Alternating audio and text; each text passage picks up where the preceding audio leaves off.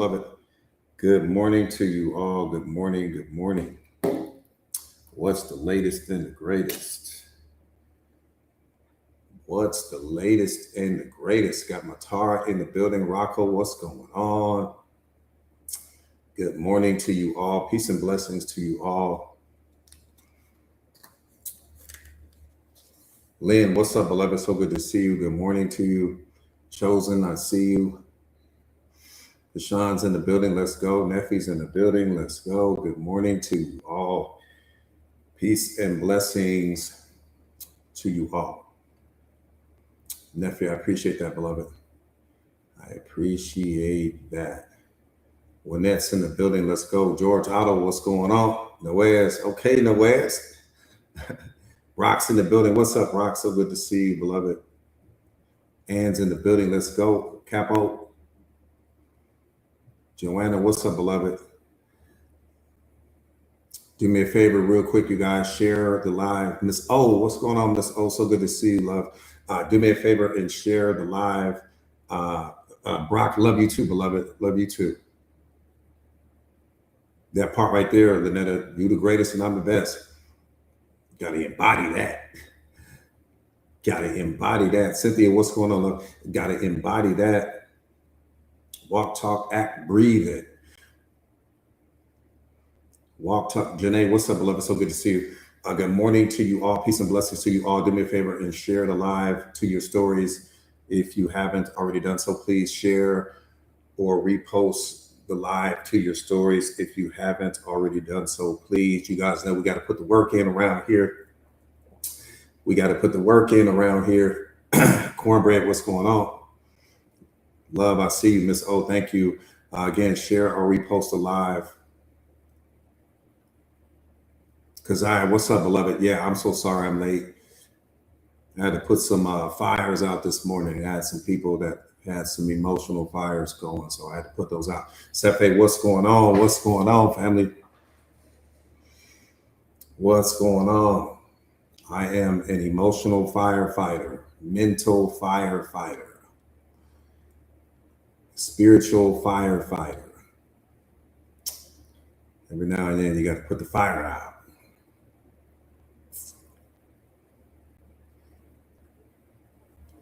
Good morning to you all. Good morning to you all. Treasure Chocolate, I see you. Again, good morning to you all. Do me a favor, share the live or repost the live to your stories if you haven't already done so, please.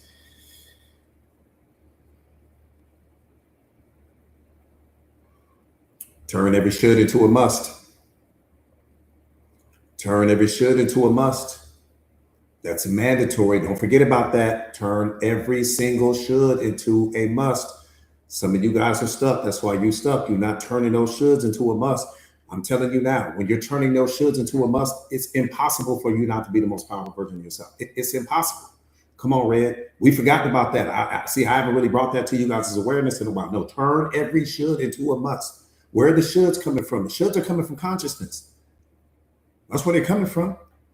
All of the shoulds are coming from consciousness. I should go to the gym. I should leave my job. I should leave this relationship. I should start that business. I should write my book. Do you know how powerful you would be right now? If you have been turning every should into a must just for the last 5 years. Do you know how powerful you wouldn't even be on this live stream right now? You'd be somewhere out running the world. You have to turn every single should into a must. That's the universe's way of communicating with you. It's how it's trying to advance you and help you become something greater than you are in this moment. You got to turn every should into a must. Because there's 4 things: turning every should into a must, and then making sure that all of your choices and your decisions align. 4 things you got to remember: turn every should into a must, and then making sure that every choice and decision aligns. You can't lose when you're moving through life like that. Essence, what's up, beloved? You can't lose when you're moving through life like that. When you turn every single should into a must, and your choices and decisions are aligned, how do you lose like that?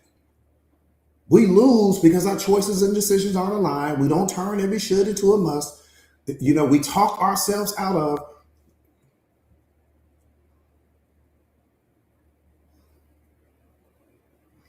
Myra, what's up, beloved?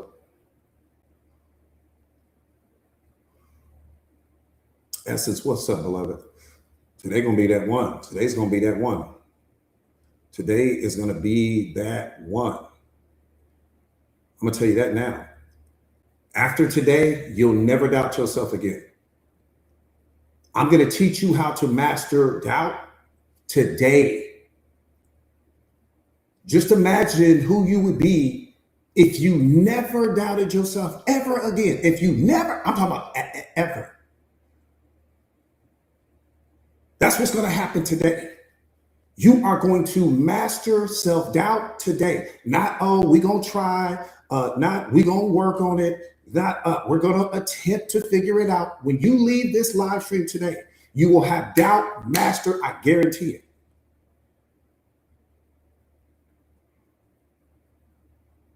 I can't guarantee a lot in life. I can guarantee that. I said, I guarantee it. I stamp that.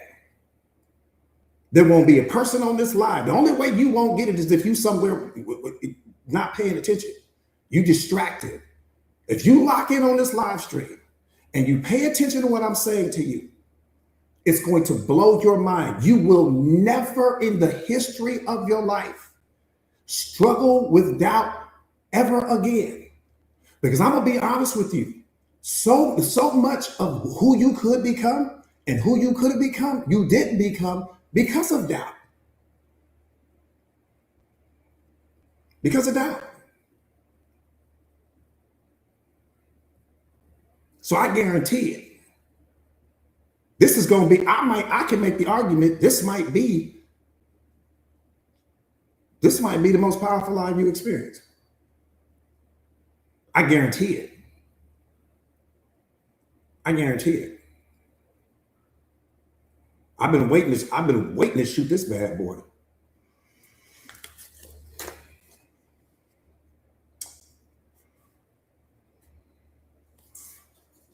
So we got to get busy. So do me a favor, you guys, share a live to your stories. Share or repost the live to your stories if you haven't already done so. Please, T-Biz, what's going on? Tracy, what's going on, beloved? So good to see you. Brianna's in the building. So good to see you. Brianna, I sent you a message just so you know.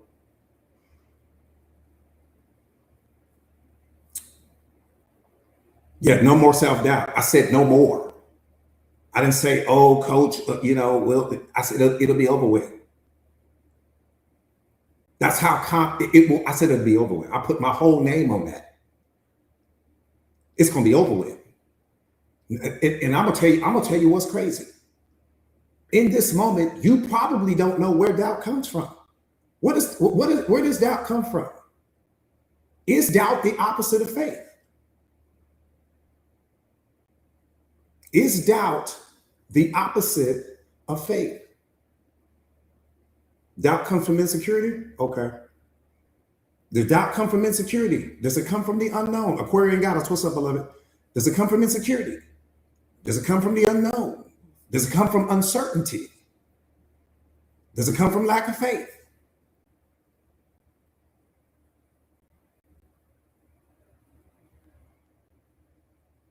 Jessica, what's up, beloved? Where's it come from? Because how can I conquer what I don't understand? Somebody said doubt is the absence of faith. Doubt comes from, come on, Scar.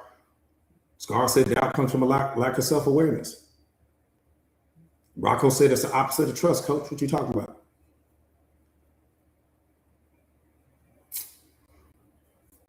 Today is going to be that day where you never have to deal with doubt again. You could set up a business, just teaching people what I'm getting ready to teach you right now. And people are going to be lined up outside of your business just to learn how to never doubt themselves again. You get ready to learn right now. Not only are you getting ready to learn it, you're going to master it. When you leave here, you're going to be cracking up. You're going to be like, damn, how did you figure that out? Damn. Why did I not all this time? That's what you're going to say.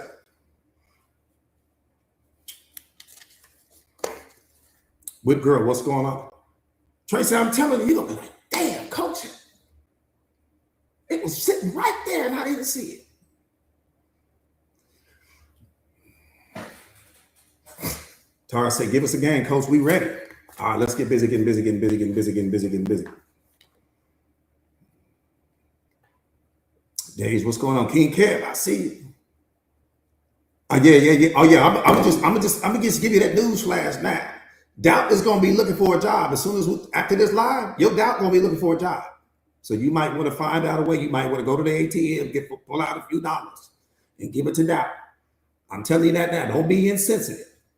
Go to the ATM after the live stream. Just pull out $5 or $10, $20 if you got it. Give it to doubt. Because doubt gonna be unemployed. You're gonna see doubt sitting on the corner from your house, begging for change.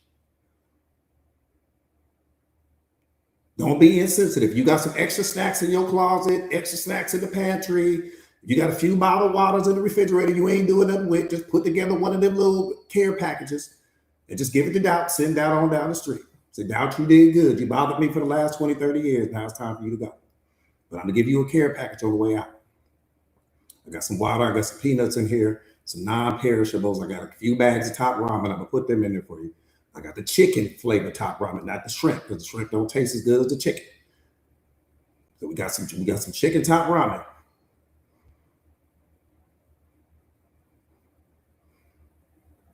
Yeah, the shrimp, they didn't get right on the shrimp, but we got the chicken down. We got the chicken coming. And then I need you to get on out. Come on, T-Man, you know we can't go wrong with that chicken. We're going to doctor that chicken ramen up. All right, let's get busy. All right, again, do me a favor real quick, you guys. And yeah, we got to get them non-perishables. Yeah, I'm just telling you right now, your doubt going to be unemployed. And it's going to make you feel sad. You're going to feel some grief because you're going to see doubt standing on the corner of your house with no job, nothing to do, with a will work for food sign. I appreciate the gifts, you guys.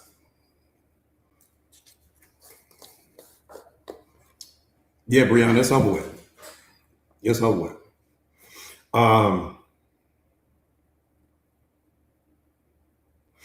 Today's live stream, let me get serious.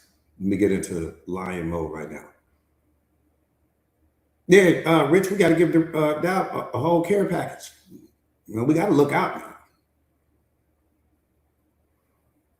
Mara, I appreciate that, beloved. Thank you for that. That means a lot to me. That made my whole day right there. King Kev, I appreciate you more than you know, family. More than you know. More than you know. All right, you guys, let's get busy, getting busy. You guys ready? Now, this goes with the whole identity shifting. It goes with the whole identity shifting. It's not identity shifting, but it does go with it. Rich said, let's go, because I said, let's go. Red said, let's go. Rock said, come on, coach, hit the gas pedal. Netta said, let's do it. All right, let's go.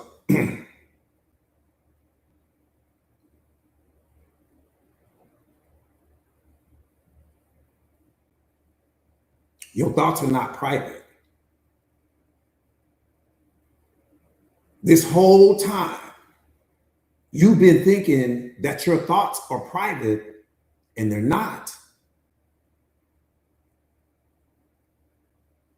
I said your thoughts are not private, never have been, and they never will be.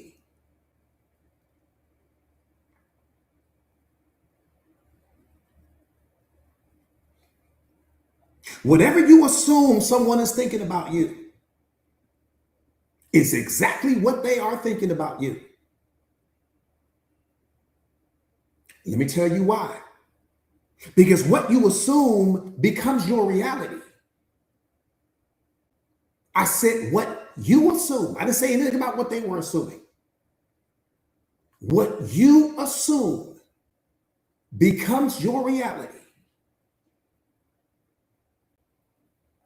However you assume someone is going to treat you is exactly how you will be treated. What you assume their behavior is going to be like, what you assume their personality is going to be like, is what's going to happen in your reality. Why? Because your assumptions create reality, beloved.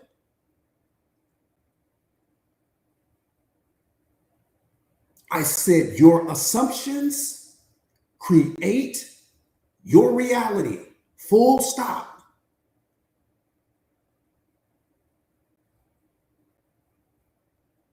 An assumption is just a belief in a different form. Did you know that? Your assumptions are beliefs in a different form. That's all it is. So because beliefs are because what creates your reality? Beliefs. But assumption is a belief. See, here's the thing. With an actual belief, you need evidence. You only believe in something because you have evidence. An assumption is even more powerful than that. Because with the assumption, you don't need evidence. So you're assuming something, even though you don't have the evidence in that moment to prove what you're assuming. You're assuming something, and that assumption is a belief, just as powerful as the beliefs you have in the things that you can actually see. That's what makes assumptions so dangerous.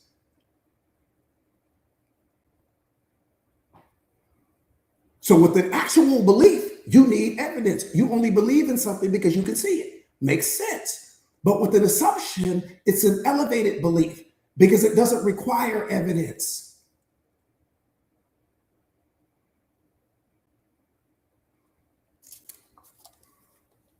Let me tell you something profound that you may have never heard before.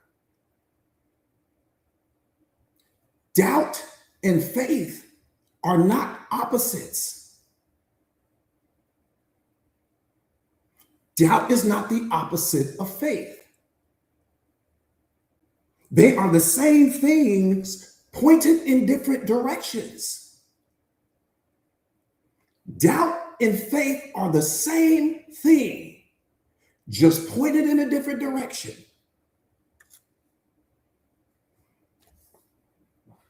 Both doubt and faith are different forms of assumptions. When you doubt, you're assuming that something negative will happen. And when you have faith, you're assuming that something positive is going to happen, but you're still assuming. See, both are assumptions about the future. That's what's mind-blowing about doubt, and that's what's mind-blowing about faith. Because they're both assumptions about the future. One, you assume the thing won't happen. One, you assume the thing will happen. But the point not to be missed is that in that moment, you have no evidence. You're just going off your assumption. But the assumption is a belief, which is going to create that particular experience for you. So both are assumptions about the future. Both of them are creative. Both of them have the power to manifest. This is what makes the law of assumption so powerful. What you assume creates your reality. For example, if you think that you're socially awkward, you're going to come off as socially awkward when you're around certain people. Not because that's what they think about you, but because that's what you think about yourself. That assumption is a belief. That assumption is carried in your energy. So when those people are around you, they're picking that up from your energy. That's what you believe to be true about yourself. If you think you're going to absolutely blow some speech, you are 9 times out of 10 going to blow that speech. Not because the people in the audience said so, but because that's what you believe to be true. That's your assumption. The assumption is a belief. The belief creates the experience. It creates that reality. You create the reality based upon what you assume it.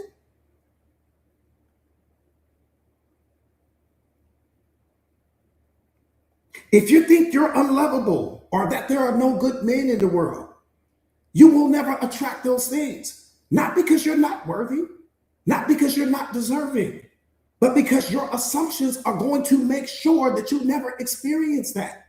Not because the universe is conspiring against you, or life is conspiring against you, or God doesn't love you, but because it's mandatory, but based upon the law of assumption, that what you assume you create, what you assume will manifest. Why? Because your assumptions are beliefs.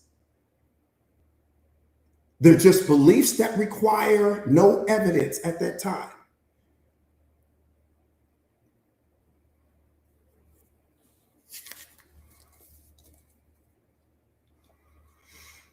See, the law of assumption is about identity. It's about shifting yourself to the identity that you assume yourself to be. The law of assumption is not about pretending. It's not about pretending. It isn't about assuming something that you don't have. It's about internally shifting yourself to the person that you ultimately want to become, mentally, emotionally, and spiritually. Because what you assume, you become. Let me say that one more time. What you assume, you become. Not what's on your vision board. Not what's on those little affirmation cards that you say in the mirror every single morning. None of those things matter. It's what you assume to be true about yourself. That's your ceiling. Your life will never rise above what you assume to be true about yourself. Iris, I see you, beloved. See, with the law of assumption, you are no longer dependent on what you are receiving externally to feel about yourself. You can no longer rely on your external reality to dictate how you feel internally. That's over with. See, most of you guys are suffering because you're allowing your external reality to dictate how you feel about yourself.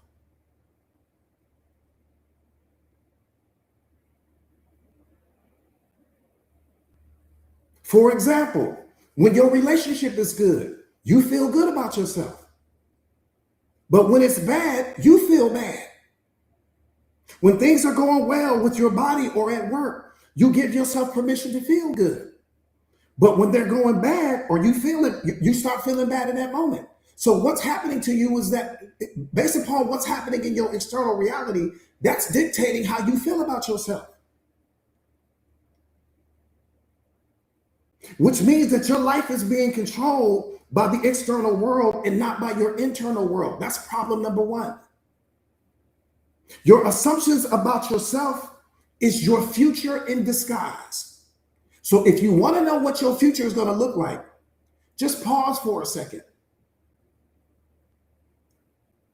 and look at what you assume to be true about yourself right now. What you assume to be true about yourself right now is your future. Because whatever you assume to be true about yourself in this moment is what you are currently manifesting.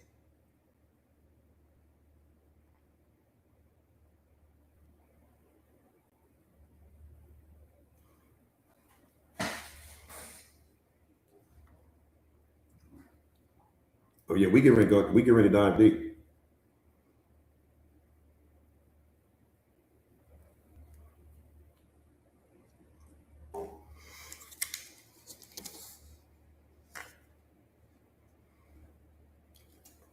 See, what scares me is not the life that you currently have. What scares me is what you believe to be true about yourself. Because whatever it is you believe to be true about yourself, that's going to determine the life you experience. That's what you're manifesting right now in this moment. Again, the assumption is a belief. Beliefs are what is what creates your reality. That's why this is so important.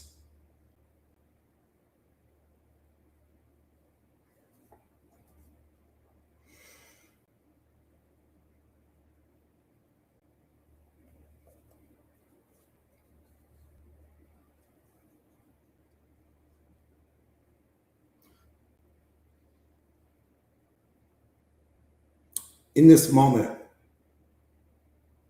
your life is a reflection of what you assume to be true about yourself.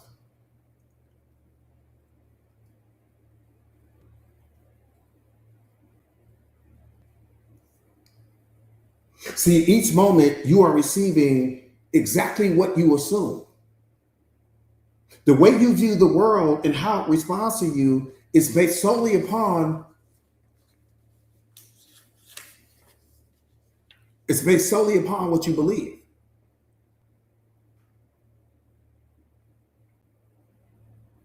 Nah, you didn't know. You didn't know. Nah, there was no way for you to know. Yeah, you didn't know. There was no way for you to know, beloved. And this is why this is important, because you're getting ready to know now. You know what I'm saying? We're going to get into the doubt piece and all of this other stuff like that, where you never doubt yourself again. But my point is that it's so important. Most of us are walking around and we don't know that. Most people don't know that their assumptions are beliefs, because you have assumptions about everything right now. You probably have more assumptions than you have anything else. We have assumptions about the world. We have assumptions about people. We have assumptions about ourselves. We have assumptions about happiness. We have assumptions about love. We have assumptions about God. We have assumptions about Jesus. We have assumptions about our kids. We have assumptions about our friends, our family. You have so many assumptions. And the problem is that when we don't understand how powerful the assumptions are, we just throwing our assumptions out there everywhere. No. We got to reel all of that back.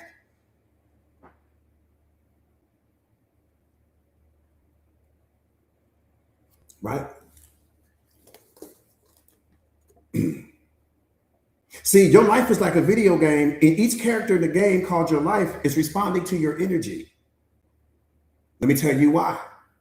Because your energy carries your assumptions.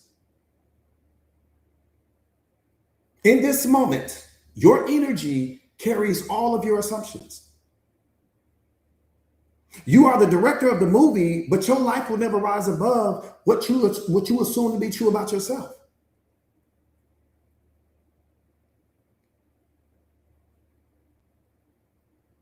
You will never receive more than you believe you deserve. The love you receive is the love you believe you deserve. The respect you receive from others is a reflection of the respect you believe you deserve. Your life will always be what you assume it to be. Do not waste your time being attached to people. Instead, become attached to the most powerful beliefs regarding what you believe you deserve. I appreciate you, beloved. This is why you got to focus on you. Damn, being attached to some people, they ain't going to do nothing for you. You need to become attached to the most powerful beliefs that you can have about yourself. Stop being distracted by all these people. That's what's hurting most of us. We're so caught up on people. Now you need to be focused on you. So one more time, don't waste your time being attached to people, and instead become attached to the most powerful beliefs regarding yourself. Become attached to self-awareness. Become attached to self-mastery. Become attached to self-respect. Become attached to discipline. Become attached to emotional intelligence. And most importantly, become attached to God and yourself, period. Since you're going to be attached to something anyway, be attached to the most powerful beliefs regarding you. Because the moment I become attached to people, I can only inherit their trauma. I'm going to inherit their programming and conditioning. I'm going to inherit all of the unhealed versions of them. I'm going to inherit their ego. I'm going to inherit their persona and all the masks that they wear. That's all you're going to get when you become attached to people. You're going to inherit everything that they haven't been working on within themselves. That's what you get. But look at what you get when you become attached to awareness, when you become attached to emotional intelligence, when you become attached to discipline and character and integrity and working on yourself and building yourself and walking around with the most powerful assumptions about yourself. Let me tell you what's beautiful about that assumption. It requires no belief. It requires no evidence. I can assume whatever I want to assume about myself, and the universe has to respond to my assumption. That's what God is saying. He's like, you can have anything you want. You just need to assume it. Instead of assuming that you're broken, instead of assuming that you need to be fixed, instead of assuming that something's wrong with your life, instead of assuming that things never work out for you, you got assumptions pointing in the wrong direction. That's why you keep manifesting lack, manifesting more suffering, manifesting toxic relationships with them stories you telling yourself, oh, there ain't no good men out here. Like you didn't met every man. You ain't met every man. You ain't even met 1% of them. But you carry in some assumption that there are no good men out there or that there are no good women out there. That's an assumption.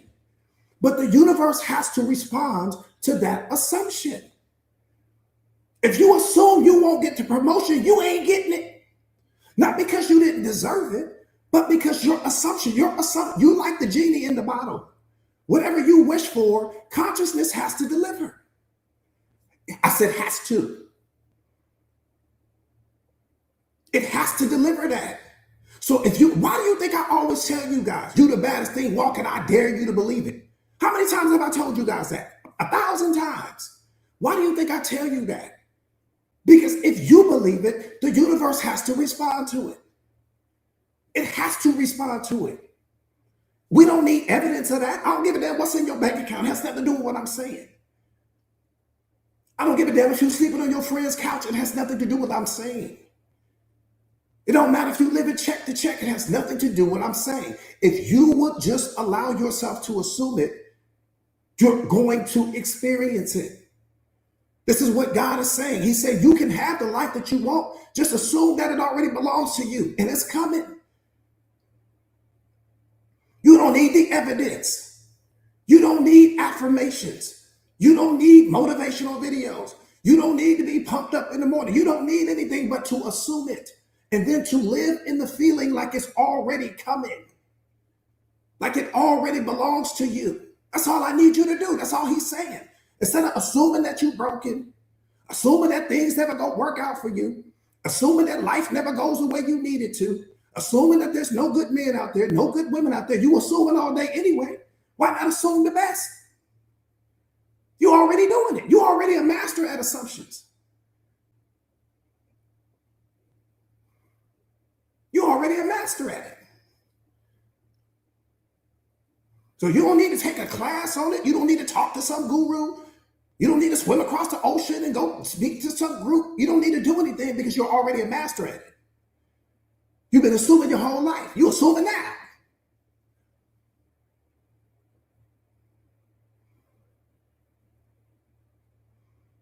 Sarah, you see what I'm saying? No. Every thought coming out of my mind, every assumption, I'm the baddest thing walking. I don't need your belief.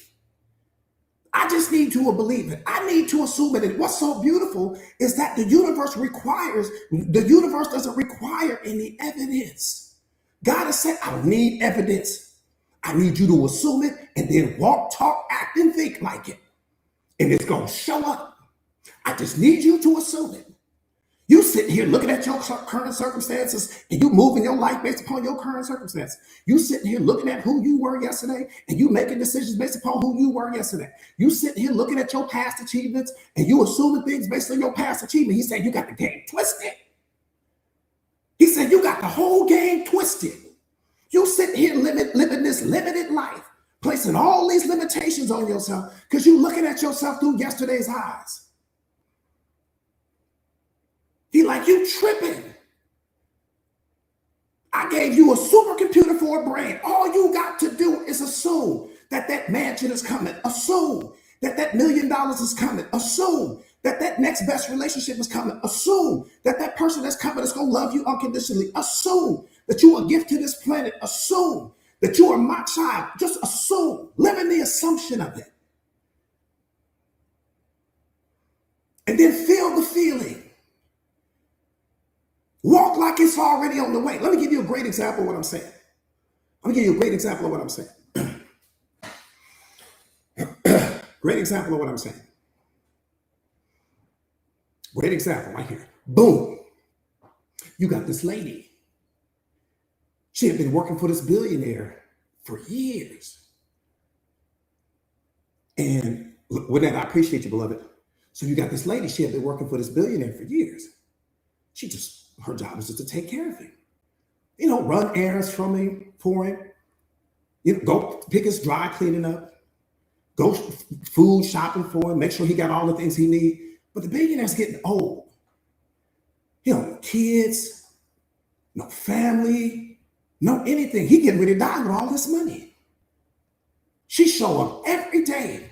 She cook for him, she clean, she take care of him. She don't bother him. She ain't never asked him for money, nothing. He paying her just a little bit over minimum wage. She lived way on the other side of the railroad tracks. So the billionaire knows he only got like 6 months left to live. He get ready to die with all this money. And in his mind, he's going to leave the majority of his money to his alma mater. Makes sense. But he says to the lady, I need you to come to work one more day for me.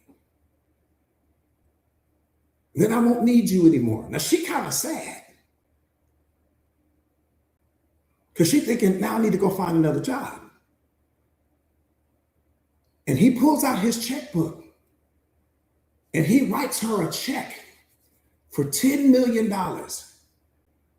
And he says, I don't ever want you to work again. Go enjoy your life. Tears that check out of that checkbook, hands it to her, and tells her, I no longer need your services. And she leaves. But he tells her, go to the bank immediately and deposit it. So she does. And when she get to the bank, there's 2 or 3 people there. She wait in line patiently. Now she's only got a couple $100s in the bank. So because of the fact that she only has a couple $100s in the bank, she ain't never had $10 million in her account before. Never. So they need to place a hold on the check. They place a 30-day hold on the check. But before they place the 30-day hold on the check, they'd have to call to confirm that those funds are available. So they do. The lady says, will you wait right here? She says, absolutely. The lady walks away. She seemed like she'd been gone forever. She only been gone for like 5 minutes. It felt like an hour. So the lady comes back with a big smile on her face. She said, the funds are available, but it's going to take 30 days before this check clears and the money's in your account. The lady says, fine. When she walks out of that bank, she walks like the millionaire now. She thinks like the millionaire now. She went, house shopping. She went shopping for the kind of car that she wants. She went shopping for the kind of clothes that she wants. She couldn't buy it in that moment, but she walked like it already belonged to her. She shopped like it already belonged to her. She moved like it all, even though she didn't leave the bank with $1, I said. All the money was still in the check. But she moved the way she moved because she knew it was coming. That's what I'm saying to you. When you're operating from the law of assumption, the lady had no evidence to go off of other than the lady's word. She didn't have no evidence to go off of. But she moved with certainty and conviction, knowing that it's coming. And that's what God is saying. Move with certainty. Move with conviction. Move like it's already on the way. I need you to assume that now. Don't wait for the evidence to get here, because what you're signaling to me is that you don't trust me. What you're signaling to me is that you don't believe in me, because anybody can be happy when the money shows up. Anybody can be happy when the car shows up. Anybody can be happy when the new life shows. You ain't doing nothing special. Can you walk, talk, act, and think like it's already on the way? That's what the law of assumption is. Because the assumption is the belief that requires no evidence. And the universe has no choice but to manifest that particular reality for you, period, full stop.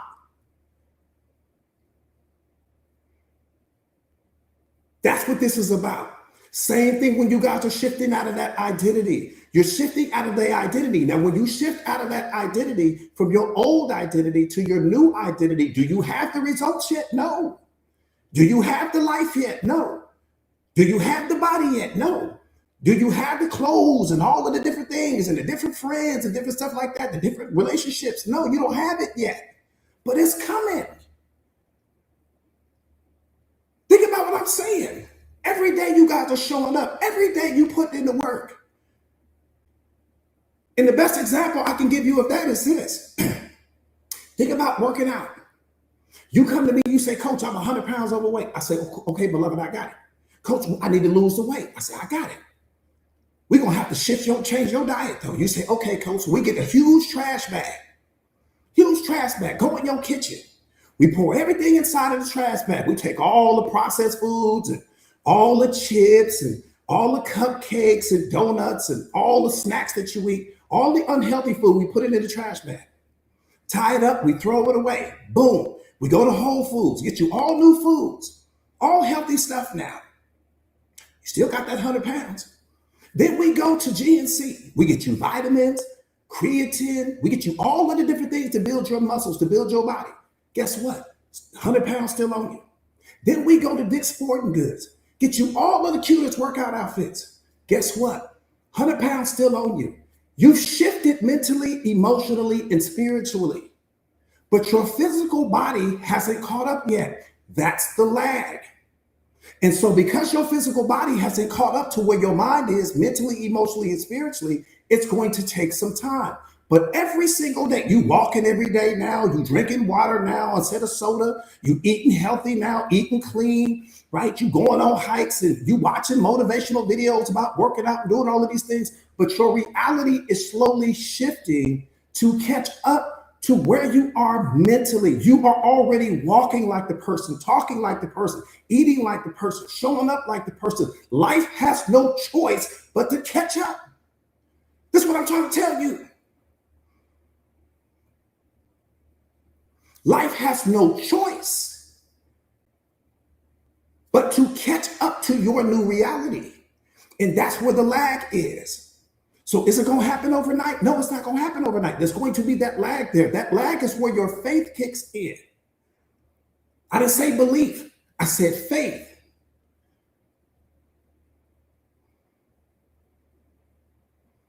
And don't take your foot off the gas pedal because you don't see the results yet. It's no different than when you trying to lose 100 pounds. When you try to lose 100 pounds, you're not going to see it right away.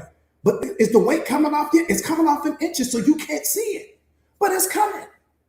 Guaranteed to come. It's a human impossibility for it not to happen. The same thing with the law of assumption. It's a human impossibility for it not to happen.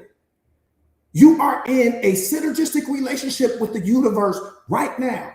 You are in a synergistic relationship with God right now. The combination of you two creates everything. I didn't say you and your partner. I didn't say you and the kids.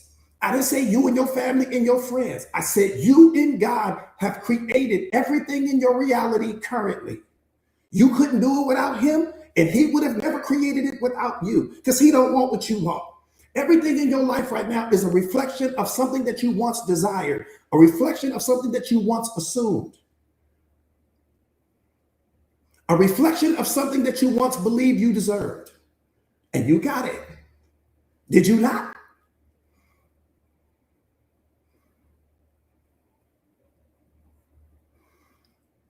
Maywood, what's up, beloved?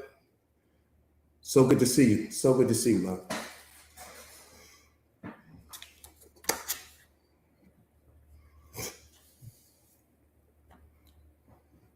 But see, this is the thing. I don't want you guys to think positive because this is not positive thinking. This has nothing to do with positive thinking. This is about you embodying. Positive thinking requires energy. It requires me to remember things. No. I don't want you remembering. I just want you to embody. Again, when you shift out of that energy from the version of yourself that you, why? Because the version of you that you used to be, the version of you that you are right now can't take you any further than you are right now, beloved. They have a certain amount of discipline, a certain amount of emotional intelligence, a certain amount of self-awareness. But the problem is that the version of you that you are right now, she carries your trauma. She carries your pain. She carries your suffering. She carries all the heartbreak. She carries everything, the abandonment issues and everything that your parents did or didn't do. She carries your shadow. She carries your ego. She carries everything. So we don't need her anymore. Now, she did her job. She got you here, but she can't take you there. So you have to shift out of that identity. She can't take you any further. And here's the thing. You let her keep that trauma, keep the wounds, keep the failures and the stories about what happened to you. She gets to keep all of that. The new you. No. So I'm going to give you a great example of what I'm saying. I'm going to use my beloved Tara, right? So we have Tara, and then we have Tara 2.0. Tara carries the wounds, the trauma, the suffering, the failed relationships, the breakups, everything that went wrong. She carries all the ego, the shadow. She carries all of that. Tara carries all of that. Tara 2.0, Tara 2.0, self-discipline, 5-star character, 5-star integrity, mindset off the chain, doesn't tolerate disrespect, works out 5 days a week, eats clean. She operates from transparency. If you want to have access to her, you better be bringing some value to her table, because she will not allow you to have access to her if you don't bring value to her table. And she doesn't want access to you if she can't bring value to yours, period. That's how she moves. She doesn't live in the past, which creates her suffering. She doesn't live in the future, which creates her anxiety. She lives in the moment. She assumes that she's already the baddest thing walking. She assumes that the life she wants is already coming. She assumes that she is a gift to every single person that comes in contact with her. That's how she walks. That's how she talks. That's how she acts. That's how she thinks. She won't shrink for you. She won't edit herself to be around you. This is what I'm saying to you. This is how she moves. She understands her value. She understands her worth. She doesn't chase external validation. She doesn't need you to choose her. She doesn't need you to invite her to your parties and all of this other stuff like that. She doesn't care about any of those things. She knows her happiness doesn't come from outside of her. She knows that joy and peace won't be found outside of her. She understands that you can't disturb her peace. She's emotionally bulletproof. So it doesn't matter what you say about her. She understands that your criticism is a window into your wounds, not her worth. She understands that. She's fluent in self-awareness, fluent in self-mastery, fluent in emotional intelligence, fluent in consciousness. She knows who she is. That's Tara 2.0. Now, Tara, that's who she used to be. She doesn't identify. Now, let me tell you why that's important. Because your mind can't see oneness. It can only see twos. And this is why when you look at a tree, your mind will see the tree, and it will see the fruit, or it'll see the tree and it'll see the branches. But here's the thing. There aren't multiple things happening. There's only one thing. The fruit is just the tree in a different expression. The branches are just the tree being expressed differently, but it's all the tree. Whether you're talking about the fruit, whether you're talking about the leaves, whether you're talking about the branches, you're talking about the tree. It's just the tree. It's one thing. It's not multiple things, but that's how your mind works. Same thing with the rose. When you look at a rose, your mind won't just see the rose. It's going to see the rose, and then it'll see the thorns, or it'll see the rose and it'll see the stems. It's always splitting things up. But the thorns are just as much a part of the rose as the rose is itself. The thorns are just the rose being expressed differently. And that's how it is with you and God. You're just a different expression of him. Every person that you see is just a different expression of him. That's what I'm saying. But we won't allow ourselves, but your mind won't allow you to see that. So to your mind, because your mind can't see oneness, it can only see twos. This is why you think everyone is different from you. Because your mind won't allow you to see that. The same way it won't allow you to see the tree, and the same way it won't. It's the same thing with the ocean. When your mind looks at the ocean, it sees the ocean and it sees the waves. But the waves are just the ocean being expressed differently in that moment. It's just one thing happening. But to your mind, two things are happening. This is what I'm saying. This is why awareness is so important. Whip girl, I see you. Well, Dana, what's up, beloved? Does that make sense? Jazz, what's up, beloved?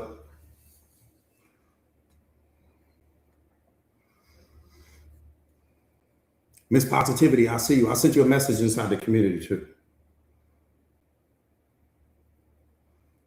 Essence, I got you. Yeah, so Tara 2.0, you can't touch her. We don't identify with Tara anymore. This Tara 2.0. And that can be any of that. But see, and let me tell you why that's important. Because your mind is understanding that my mind has to see things in twos. This is mastery here. I'm operating from consciousness, but I understand my mind is limited.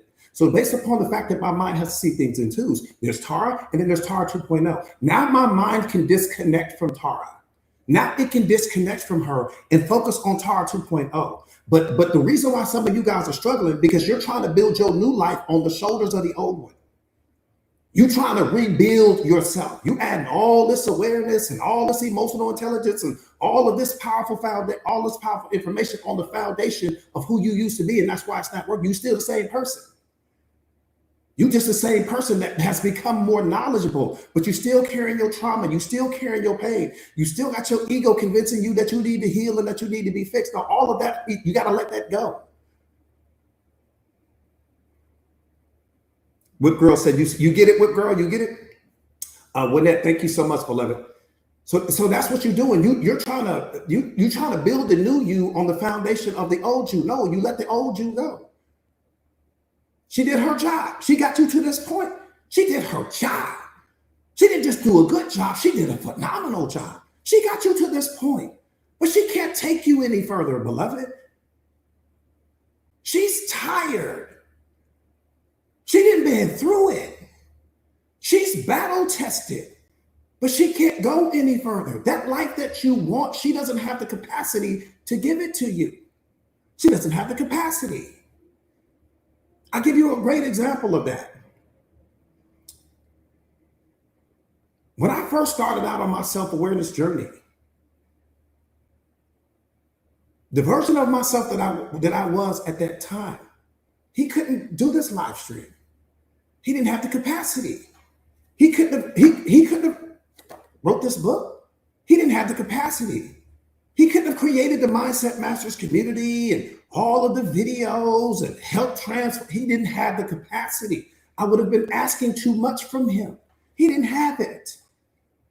He was limited. He was trying, but he was limited. So what did I have to do? I had to shift my identity. I had to build this version of me brick by brick. I had to let him go. He did his job. He got me to this point, but I had to let him go. But when I let him go, I let him take that trauma. I let him take the suffering. I let him take the pain and the failures and the mistakes and everything that I thought that I wasn't. I let him take all of that with him. And I had to divorce him. And it wasn't out of anger, wasn't out of frustration or resentment. I understood that he couldn't take me any further. I couldn't bring him into the future with me. And that's what some of you guys are doing. You haven't let go of who you used to be, which is blocking you from becoming the person that God is trying to transform you into. That's where your struggle is coming from. Let go of who you were. Let go of the old negative habits, the old negative routines, the things you do in the dark when no one else is watching. Let it go now. It doesn't take a town hall meeting. We don't need to call anyone. That's called a decision. See, the life that you want lives on the opposite side of the decisions you're afraid to make.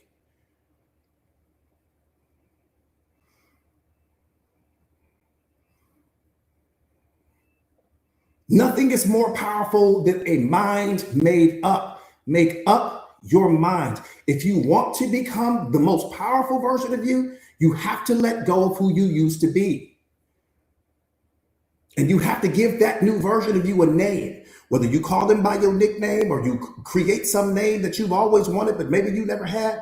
You give them a different name because, again, your mind can only see things in twos. It's going to see the old you, and then it's going to see this new you. And it will separate you from the old you. I'm telling you, that part right there, Whip 2.0, that's it. That's who she is now.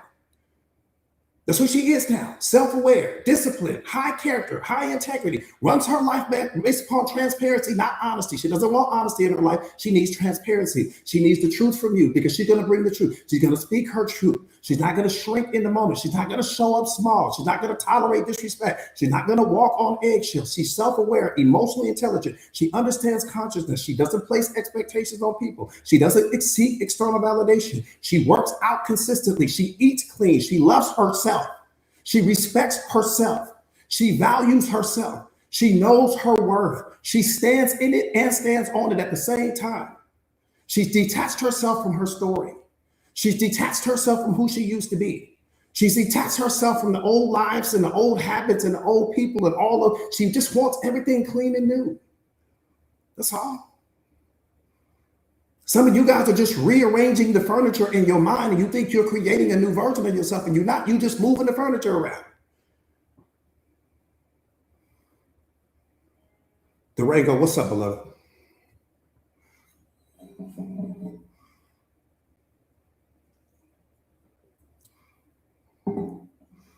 Telling you, some of y'all just rearranging the furniture.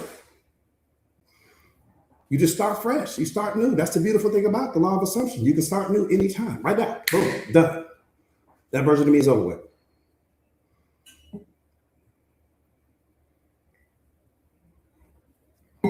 I'll give you a great example of that. Some of you guys may have been a cheerleader in high school. You may have been a football player. Maybe you played volleyball. Maybe you played fill in the blank. And at that time, that thing was your life. That was your life at the time. That's all you saw was volleyball or softball or soccer or whatever your thing was. That's what you identified as at that time. Your friends did it. Everybody around you did it. That's all you did. But guess what? You don't identify with that anymore. You don't do that anymore. You shifted out of that identity. You no longer identify as that version of yourself anymore. It's just like that. You don't walk around as a football player anymore. You don't walk around as a softball or the soccer player or the volleyball player anymore. You've shifted out of that identity. That version of you no longer serves you. It's the same concept.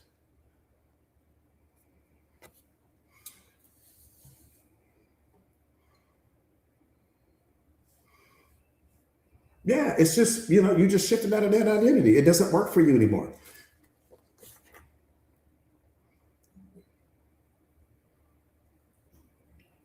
Chosen, you said you shifted just from here. Yeah, beloved, I'm telling you, it's so easy. One more time. Don't sit there and tell yourself it's hard because hard is getting ready to create your reality. The moment you say it's hard, that's difficult. It's not as easy as it sounds. Your brain is going to manifest that reality for you. So I tell you guys, don't do that to yourself. Just say, I don't have the desire to become something greater than I am in this moment. Say that because now you would be speaking your truth. Because hard or easy doesn't live in reality. It only exists in your mind. There's not a place outside of you where you're going to find hard hanging out. Hard lives here. Miss Tia, I see you, beloved. Eva, I see you. Sabrina, what's up, dog? Silver CEO, what's up, beloved? All right, we getting ready to get busy.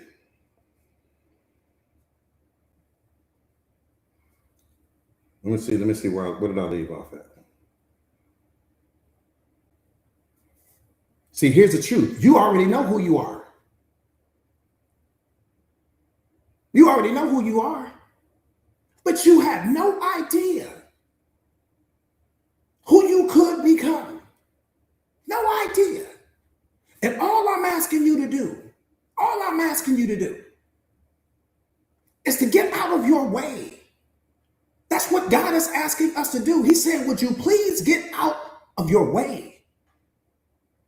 Stop assuming the worst all the time. You're manifesting that. Stop assuming that there's no good men in the world. You're manifesting that. Stop assuming that you can't become the most powerful version of yourself. You're manifesting that. Stop assuming that self-awareness is something that you'll never achieve. You're manifesting that. What you assume, you become. That's what he's saying. Would you just get out of your way? You're creating your reality based upon your assumptions. Assumptions are beliefs that require no evidence. That's what makes them dangerous. Everything you believe in currently, you only believe in it because you have evidence of it. If you didn't have evidence, you wouldn't believe in it. You need faith. Faith doesn't require evidence. Belief does.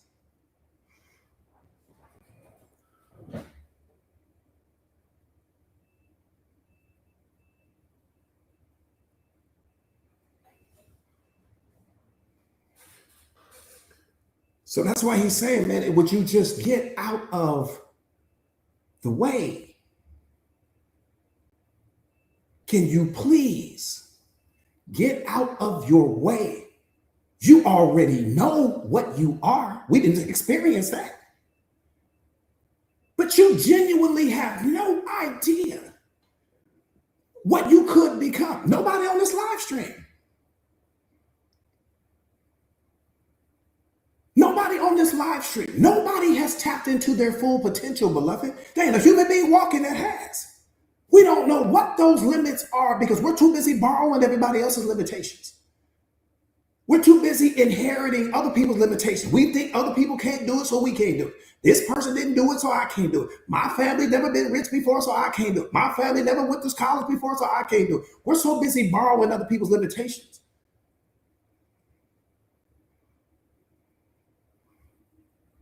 9 out of 10 people, I can really say 10 out of 10, but I'm gonna leave the window cracked just in case. 9 out of 10 people don't know who they are without limitations. They've never experienced life with no limitations, and all of the limitations are coming from your programming and conditioning, not from reality, not from God. You mean to tell me with a straight face, you got people that have figured out how to send a rocket to the moon, and we sitting here placing limitations on ourselves?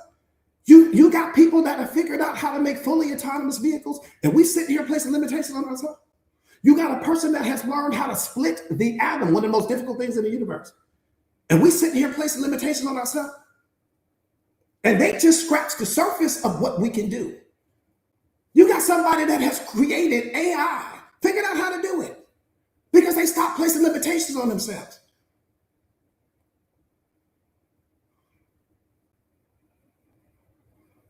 That's what I'm saying. Damn, what can we do if we would just stop placing limitations on ourselves based upon what other people have done?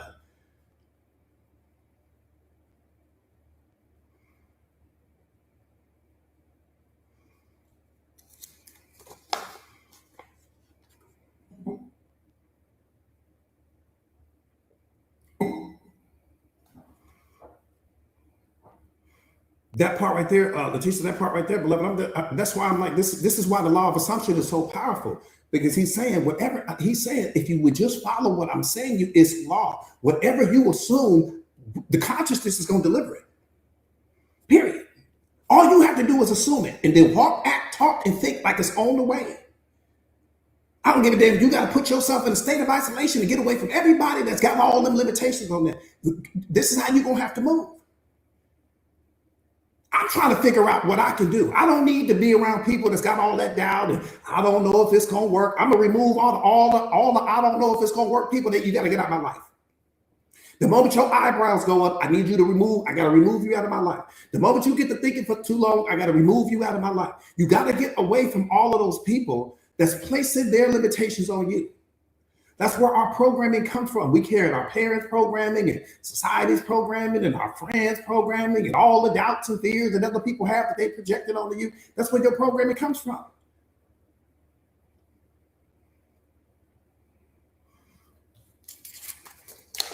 So yeah, that part right there was somebody said, just moving in silence. And if you can't get away from the people, just move in silence. Stop sharing your ideas with people. Especially people that have never been where you're trying to go. The moment that you hand your idea to a person that has never been where you're trying to go, the only thing that they can do is project their limitations on you. That's all they can do. They can't add any value to it because God didn't give the thought to them. He gave it to you. So they can't see the vision because the vision wasn't handed to them. Instantly, the person gonna project their limit. I don't know if it's gonna work. And I heard somebody tried that before, but it didn't work out too good for them. They go all your doubt now.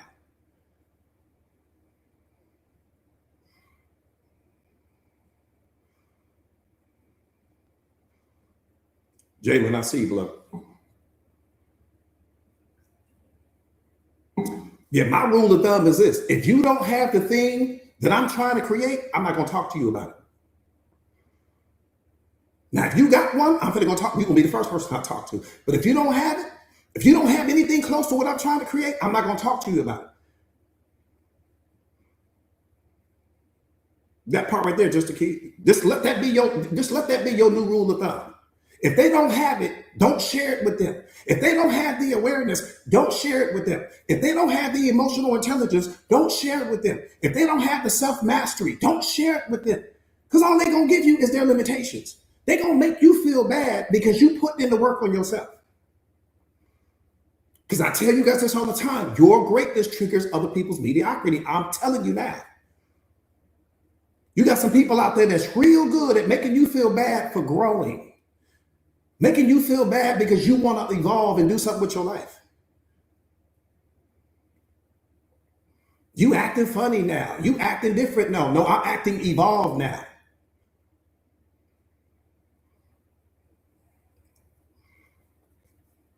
Trina, I see you, beloved.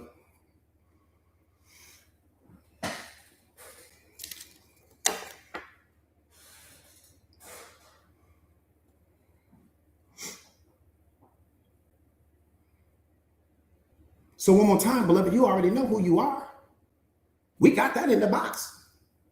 Now, if we were going backwards in life, then I'll tell you, we already know there. We already know what's going on there. But you don't know, you have no idea how powerful you will become if you could just get out of your own way. We really don't know.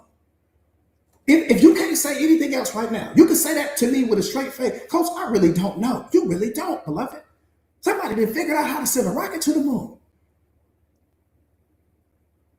Somebody learned how to split the atom. Somebody figured out how to make a fully autonomous vehicle. Somebody figured it out. Somebody figured out how to take a gadget like this and figure out how you could talk to a person on the other side of the world instantly. Somebody figured it out. What can we do? What can we become if we would just stop placing limitations on ourselves? You carry divine energy in you right now, source energy in you, consciousness in you. The very thing that made every star and every galaxy, all of it is in you right now. We don't know what you can do. That's what God is saying. If you can assume it, you can have it. That's what he's saying. Please hear what I'm saying to you. He's saying, what you assume, I'll give you. Just assume it. And then I dare you to believe it. See, that's the key. I need you to assume it, and then I dare you to believe it. I said, I dare you to believe it. I dare you to wake up like it. I dare you to walk like it. I dare you to think like it. I dare you to show up like it. You ain't got no problem walking like your pain. You ain't got no problem walking like your ego. You ain't got no problem walking like your persona. All that's made up. All of that's made up. You imagine that. Your pain is imaginary. It's not anything that lives in reality. Your fears are imaginary. That's not living in reality. Your anxiety is imaginary. That's not something that lives in reality. You imagine in that. So if you can imagine the worst, think about how powerful you can be if you just imagine the best.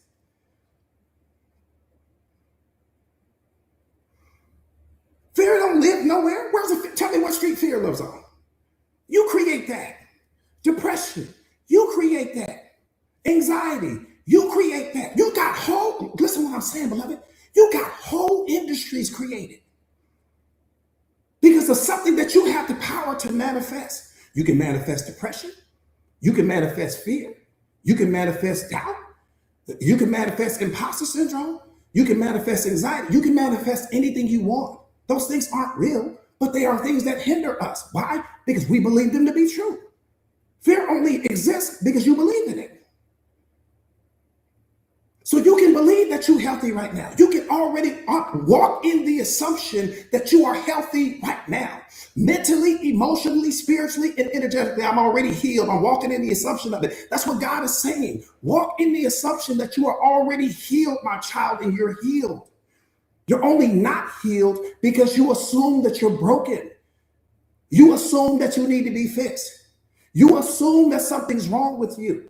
There's nothing wrong with you. Walk in the assumption that you already healed right now and you will be healed. Wake up tomorrow morning with that energy, with that mindset, moving like it, walking like it, talking like it, feeling like it, and you will become it. That's law.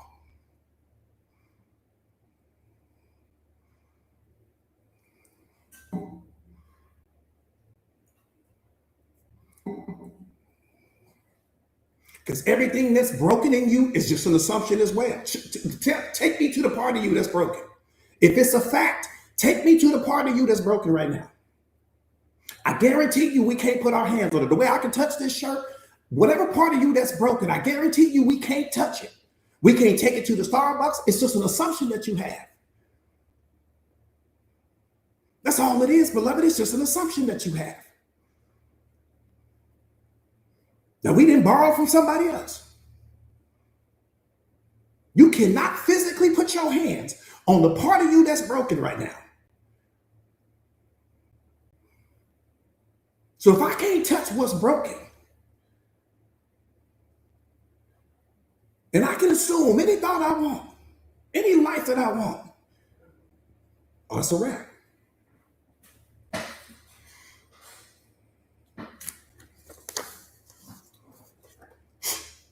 No, ain't nothing broken. Listen what I'm saying to you. God figured out a way to put love in motion. They call it you. He figured out a way to put love in motion. He figured out a way to put consciousness in motion. He figured out a way to put self-awareness in motion. It carries your name. I said it carries your name. You can call yourself anything you want. What you are is love in motion. You can place any label on yourself right now. What you are is consciousness in motion. You can identify with any version of yourself that you want. What you are is awareness in motion. He figured it out. Why don't you?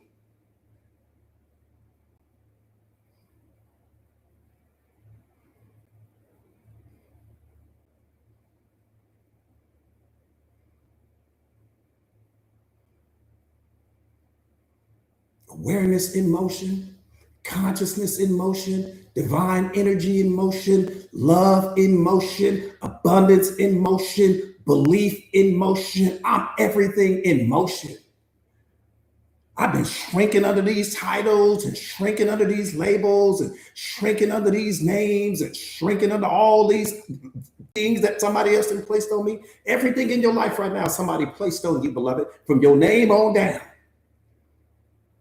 Somebody handed you your name. You wasn't even responsible for that. You ain't even had a say in that. Lena, I appreciate you, beloved.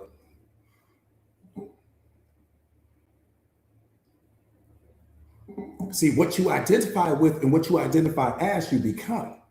I'm love in motion. I'm happiness in motion. I'm peace in motion. I'm abundance in motion. I'm what my father created me to be. I don't give a damn what you want to call me.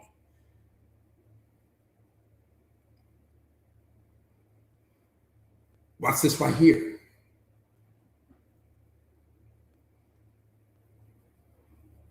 I took a DNA test and the test came back positive. That God is my father. Go take that DNA test. Because that's whose DNA you carry. That's whose blood you carry. That's whose heart you carry. That's whose lungs you carry. That's whose body you carry right now. Go take that DNA test.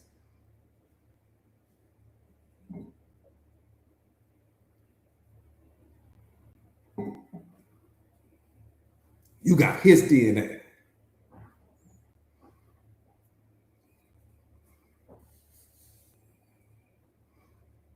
Reese's Pieces, I see, beloved. Come on, Cookie. Come on, Cookie. That might be the coldest thing I ever heard come out your mouth. I'm a big deal. Period. Walk like it, beloved. I'm talking about enter the room like it, shake the ground like I'm a big deal. See, we've been so programmed and conditioned to shrink ourselves and all this other stuff like that. No, beloved, you said something. You said that. I promise you, I wish I could hug you right now. I promise you, I wish I could. You said something when you said that. You said something. That's the coldest truth that I done heard all day. I'm a big deal. Better act like it. Janika, what's up, beloved? Yeah. Chosen. He created you perfect. Ain't nothing missing from you. You are the perfect representation of what he created you to be. Let me say that one more time. In this moment, you are the perfect representation of what he created you to be.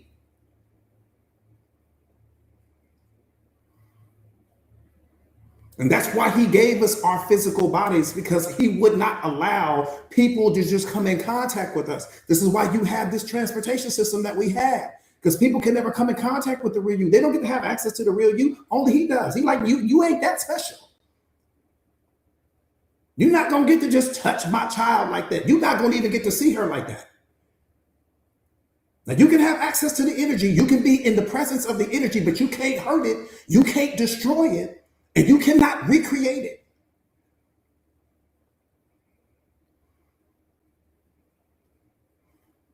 I'm telling you. And I'm going to tell you what's colder than that. Half your spirit is still with him. See, that's the part that we don't understand. We don't understand how vast our spirit is. 50% of your spirit is in your body. The other 50% is with him. See, that's why we're here. You're not here to find him. You're here to remember that you never left him. This is why consciousness is so important and awareness is so important, because you wake up to that. And we stop living out of all these illusions. What you looking for him for? You never left him. We're here to remember. See, this is what the veil of forgetting is all about. Because what happens is that when our spirit incarnates here on this planet, we have to forget. We have to forget what we are. We have to forget how powerful we are, because that's what the whole mission of the journey is about. It's about rediscovering what you are. But if you showed up here knowing that everything is going to work out, knowing that you don't never fail, knowing that part of you is still with God right now, knowing that you are a divine being, you wouldn't take life, wouldn't be, all of this would be meaningless to you, because everything that you experience, you would already know how it's going to work out. It's like going to a movie. You wouldn't want to go to a movie that you've already seen the movie. Just think about that. I'm sitting here all excited telling you, come on, let's go to this movie. You didn't see the movie. There's no excitement there. You know what's going to happen. Not only have you seen the movie, you've seen it so many times that you know when the man gonna jump out and when the lady gonna get hurt and when the car accident gonna happen. You know the whole movie. This is what it's about in awareness. So this is called the veil of forgetting. So we have to have our consciousness wiped clean. Your consciousness gets wiped clean, but your subconscious doesn't. That's why your subconscious mind is the most powerful, because it knows what you really are. Your conscious mind doesn't. So right now you're watching this as you're watching this live stream, you're doing it from your conscious mind, not from your subconscious mind. Subconscious mind knows the whole play. Conscious mind doesn't. So as you're evolving and as you're growing in awareness, you're going to get back to remembering what you are. That's when everything becomes powerful. But your conscious mind had to be wiped clean, because again, you wanted to go through the suffering, you wanted to go through the pain, you wanted to go through the failed relationships, you wanted to know what those experiences would be like, because that's what we came here to do. To heal everything that you've experienced leading up to this moment. That's part of your assignment. You're going to be an energetic match for every single person that experienced what you've experienced in your life, if you are a chosen one.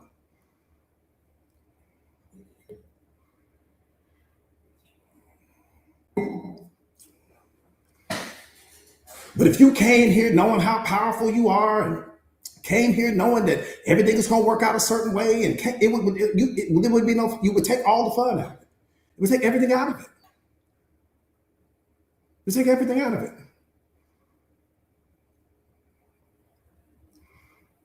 I'll give you another great example of that. Lamika, what's up, beloved? Steve, what's up, beloved? I'll give you another great example of that. Let's say that I want you to have the experience of being poor. But at the time that I want to give you this experience, you a billionaire. I'm talking about there's $1 billion sitting in your account at that time. You living in a mansion, you got maids and butlers and all of these things like that. And I tell you, I want you to go live for 6 months with this family on the other side of the railroad tracks. They live in a $600 a month apartment. They live check to check. It's 2 bedrooms, but there's 6 people living in the house. People everywhere. If you walk into that home as the billionaire, you're never going to be able to identify with the people living in the apartment. Because in your mind, you're like, shoot, 6 months from now, I'm going back to where I live. I only got to do this for 6 months. 6 months from now, I'm going back to my home, back to my swimming pool, back to my mansion, back to my family. So you'll never connect with those people mentally, emotionally, and spiritually because you'll never identify with them. You'll never see yourself the way that they see themselves. Okay, freeze that thought. But if I can wipe your consciousness to where you forget that you are the billionaire, and then I set you in that home, now you thinking like them, you moving like them, you talking like them, you showing up like them, you can relate to them, you can connect to them because you don't know that you've gotten all of that. That's what God did to us. It's not that the billionaire stuff has been taken away. It's that his mind has been wiped clean long enough so that he can go and relate to those people. And watch this right here. When he goes back to being the billionaire, he's going to want to help that family. That's going to be the first family he's going to want to help. And he's going to want to help every family that's in poverty, every family that's suffering. He's going to set up schools. He's going to set up shelters for the poor. He's going to put a library in the community. He's going to hire better teachers. He's going to do all of those things because he's emotionally connected to the situation now. That's what God wanted you to do. He needed you to come and get connected. He needed you to come feel the pain. Come feel the suffering. Come and feel the trauma. Come and feel the heartbreak. Come and feel what people are going through. But not as the version of you that came from him, but as the version of you that had your consciousness wiped clean long enough so that you could identify with people, so that you could have compassion and empathy and understanding, so that you would never forget what your assignment is. That's what I'm saying. So the spiritual being that you are, you haven't lost anything. You're not disconnected from anything. Your consciousness was just wiped clean long enough so that you can understand human suffering, what people are going through, what struggle really feels like, what pain really feels like, what heartbreak really feels like. You wanted to feel that. That's why you came. That's why your spirit came. And your spiritual awakening, once you have it, you go back to being like the billionaire now. Now you want to help all of those people that went through what you went through because you know what it feels like. You can relate. You can relate. Does that make sense?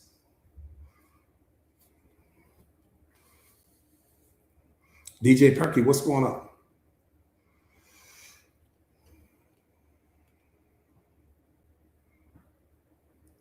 Yeah, we heal to heal, right?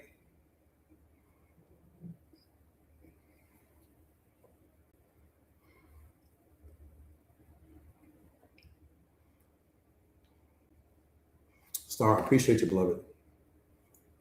Yeah, because I know you got it. I know you picked it up. I know you picked it up. I know you picked it up. I know you picked it up. That part right there, Tara, we heal ourselves to heal others. And, once you get on the other side of the awareness and once you start climbing that consciousness ladder, your memory starts to come back with respect to what you are, what you're connected to, what this is all about, what the mission is, what the purpose is. You start to get all of that back because it will come back. That's part of it, but you get it back once you get on the other side. I'm on that side. This is why I will never not show up for you guys. This is why. If you want to know why is Coach always here? Why is he so consistent? This is why. Because I know what it feels like to not have somebody pouring into you. I know what it feels like to not have somebody that just wants to see you become the best version of you, to see you want to become the most powerful version of you, that doesn't want anything from you, doesn't need anything from you, wants to pour into you, wants to love you unconditionally, wants to help you fight for yourself, wants to help you touch greatness, wants to help you become unlocked. Willing to fight in those corners with you, willing to go up against your ego with you, go up against your programming with you, go up against your pain and your trauma and your suffering with you, and won't duck that. I won't run from that. I will never run from that.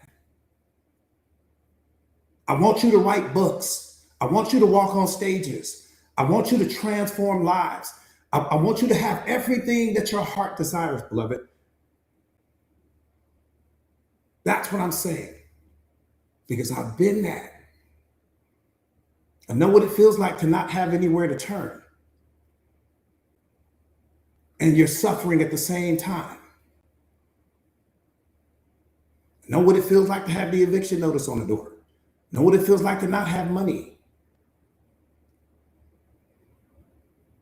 You know, so that's my motivation.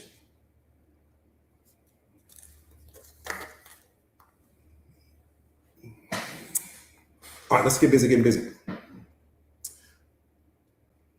Iris, I see, beloved. Let's get busy getting busy. So every day, I'm showing up every day until there's nobody left, or, you know, however that unfolds. Nicole, I see you, beloved. All right, Jenny, I see you.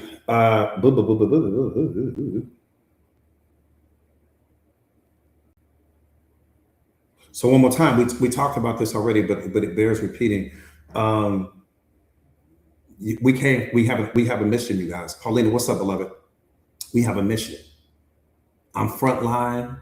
I'm frontline. I'm frontline. I'm frontline. One thing you are going to learn about me is I am frontline. I don't duck the smoke. I'm frontline, right? When it comes to God, I'm frontline. When it comes to you guys, I'm frontline. You know, when it comes to awareness and self-mastery and you not showing up small and you becoming the most powerful version of yourself, I'm frontline.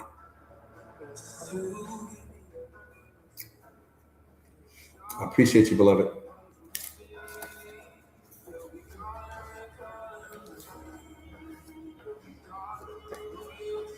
So the only thing I ask is that you believe in you as much as I believe in you.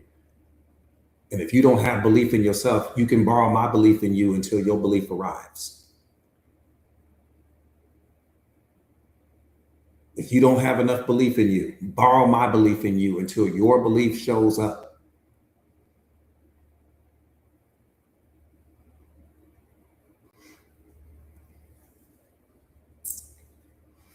All right, let's get busy.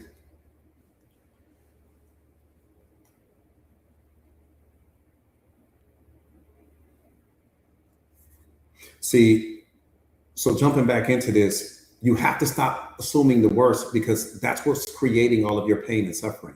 But we don't really know how powerful we are, but we're always assuming things.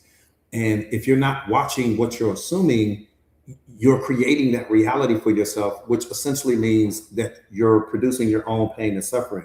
So stop assuming the worst, because that only leads to suffering. Assume that you are a gift to every single person you meet. Assume that you are already healed, and then walk, act, talk, and think just like it. Assume that you are loved in human form, because you are. If you assume your desires and live through it with your truth, no power on earth can stop that fact from becoming. Let me say that one more time. If you assume your desires and live as though they were true, no power on earth can stop it from becoming a fact. Because whatever you assume to be true, your mind will manifest in reality. If you believe something with certainty and conviction, whether it's about yourself, life, others, it will come to pass. Whatever you assume. See, most people don't have the life that they want because they're always assuming the worst.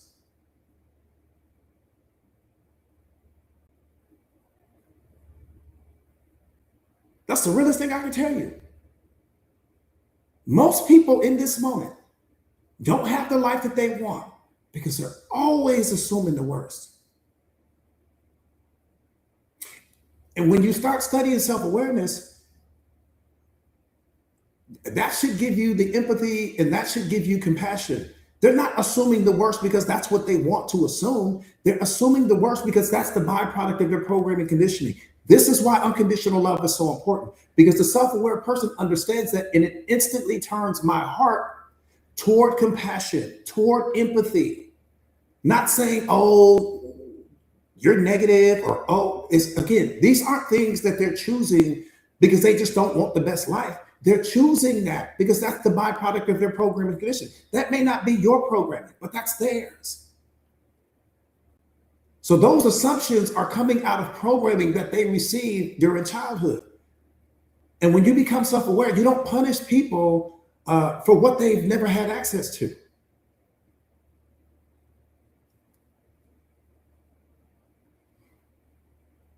See, in this moment, your inner beliefs and your assumptions are creating your external reality. So when you change your assumptions, you change your life instantly.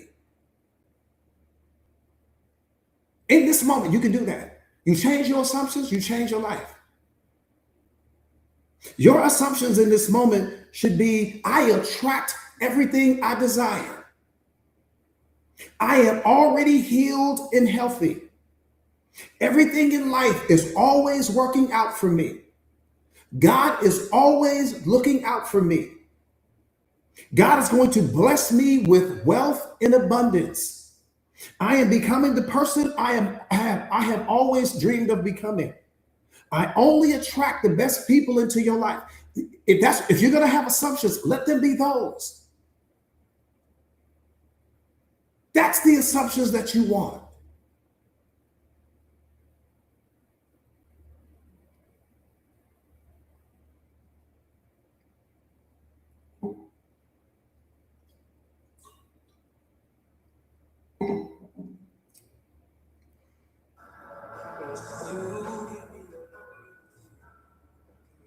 Well, I appreciate you, beloved.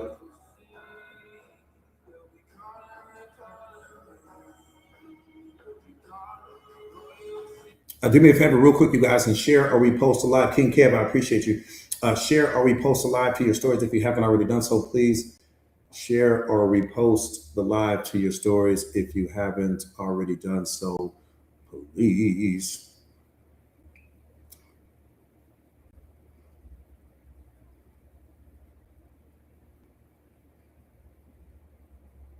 One more time, when you change your assumptions, you change your life. I am already healed and healthy. Everything in life is always working out for me. God is always looking out for me. God is going to bless me with wealth and abundance. I am becoming the person I have always dreamed of becoming. I only attract the best people into my life. My life is divinely guided. Those are your assumptions.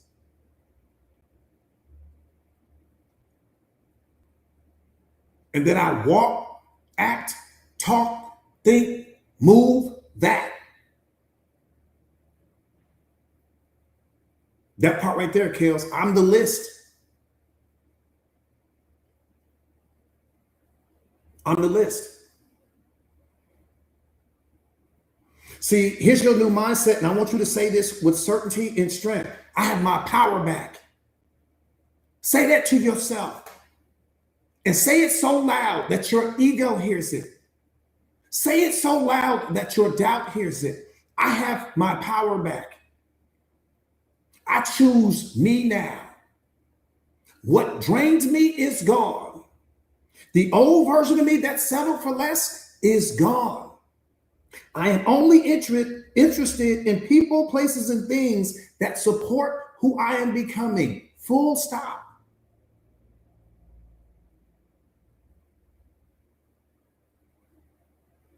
Which means that I need to completely let go of what's behind me. See, what I think I become, what I feel I attract, and what I assume I create.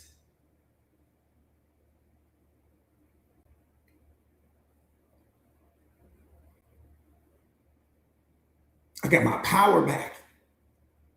That means I'm unguardable. I got my power back. You can't check me. I've got my power back. I'm unrecognizable to certain people, and I'm good with that. I love it when people say I've changed. Wonderful. I needed to hear that. Because if you're looking at me like I'm the same, then clearly I haven't changed, especially if I haven't seen you in a little while. If you still think I'm the old version of me, then maybe I haven't changed the way I think I have. So the moment that that person tells you, oh, you changed, you acting funny, you acting differently now, that's the biggest compliment that person could give you. Biggest compliment. That's like you've been working out for a year and your friend haven't seen you for a year and they don't say anything about your body. Not, ooh, you girl, you getting in shape, or ooh, you looking different now, or ooh, you didn't lost some. I'm talking, they ain't said a word. Every person you see says nothing about them. Maybe you ain't working out as hard as you think you are. Nobody noticed a change.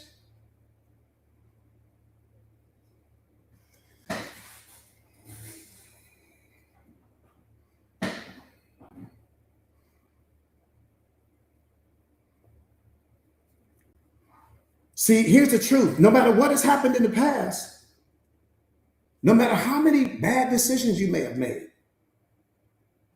your job in this moment is to forgive yourself and forget those memories that no longer serves you. And let me say this to you real quick, beloved. Let me say this to you real quick, because we tend to punish ourselves for things that we didn't have control over. Let me say this to you. You did the best you could. Period. You did the best that you could based upon the information that you had available to you at that time. You did the best you could. If you had access to different information, you would have made different decisions. If you had access to better resources, you would have made different choices. But you made the choices that you made based upon what you had available to you at that time. We can't keep punishing you. See, here's the biggest mistake we make. We'll look at who we used to be through the filter of who we are right now. And the version of you that you are right now, you smarter, wiser, access to better information, more self-aware, more emotional. Of course, this version of you would make the same decision. This is the last version of you. This is the worst person in the world to be judging who you used to be. Because this version of you wouldn't have made the same decisions that the previous version of you had made, because this version of you has access to better information. That's not even fair. See, this is why you don't look at your past through the filter of emotion. Because you're going to punish yourself, because you're going to look at it from the filter of who you are. I shouldn't have made that mistake. I can't believe I didn't see it. I can't believe I stayed that long. Of course you saying it, but you weren't saying that at the time, because you didn't have access to that information at the time. You didn't have access to that level of awareness and emotional intelligence at the time. So forgive yourself for what you didn't know. Forgive yourself for what you didn't walk away from. Forgive yourself for what you settled for. See, at the time, you were trying to find your heart in other people's bodies. You thought that people would treat you the way you would treat them, because we've been programmed and conditioned to believe that. But your heart will never be found in someone else's body. Your values will never be found in someone else's body. What you would do in a particular situation, most people wouldn't do. And that's what makes you unique. That's why God created you the way he created you. So don't make the assumption that people would do what you would have done had the shoe been on the other foot. That's one of the biggest mistakes you'll make. Say that to yourself right now. I forgive myself for what I didn't know. And then that's over. I'm not going to keep punishing me for staying in the relationship and punishing me for what I didn't walk away from and punishing me for what I didn't know. I'm not going to produce my suffering anymore. That's over with. It's behind me for a reason. I'm wiser now, smarter now, more awareness, more wisdom, more endurance. That's enough. That's enough.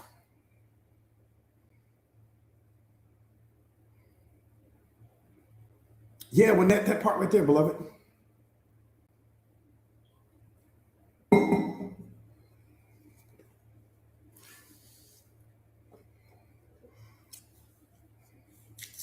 I'm gonna tell you right now.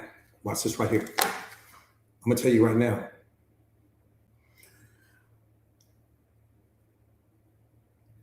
The number one, the first people that you have to remove are the people that always try and remind you of who you used to be. Right? You don't have to physically push them out of your life, but you need to distance yourself from those people when you're on that road to becoming the most powerful version of yourself. You have to do that. So all of the people that will want to remind you about the mistakes and want to remind you about all the things that you used to do and want to remind you about all the times you screwed up in the past and all of those things. Let me tell you how you take your power back. I'm going to show you how you checkmate people. When that person says to you, like you might tell them something great, like you working on this, or you doing that, or you changing your body, you changing your mindset, whatever the case may be. Oh yeah, but I remember when you used to. Yep, sure did. I sure did used to do all of that.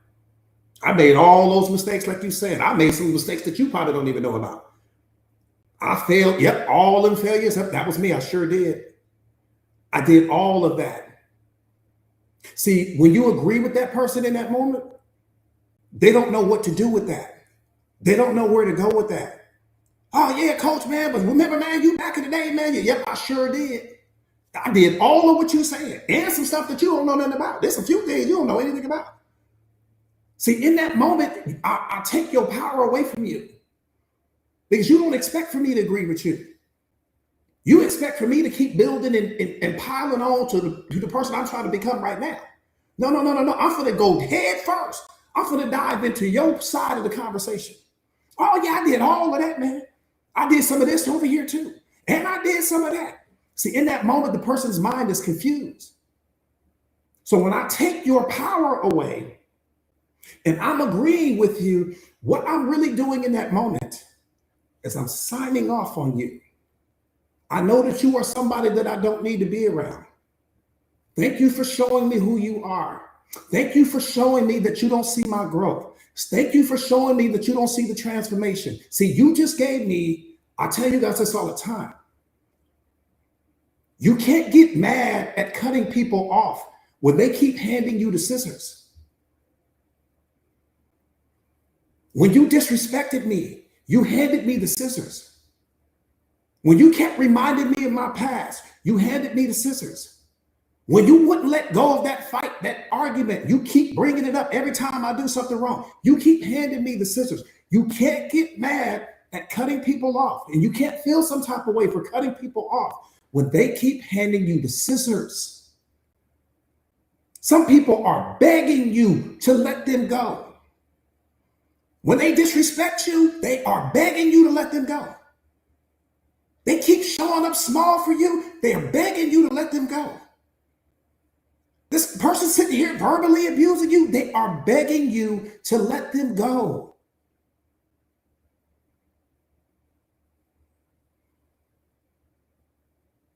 Because it's not love if you're the only one fighting for it.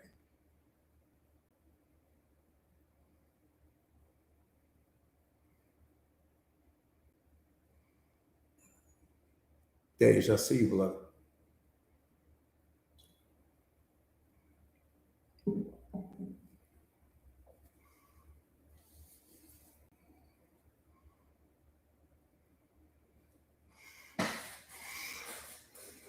Star, I appreciate you. Julie, thank you.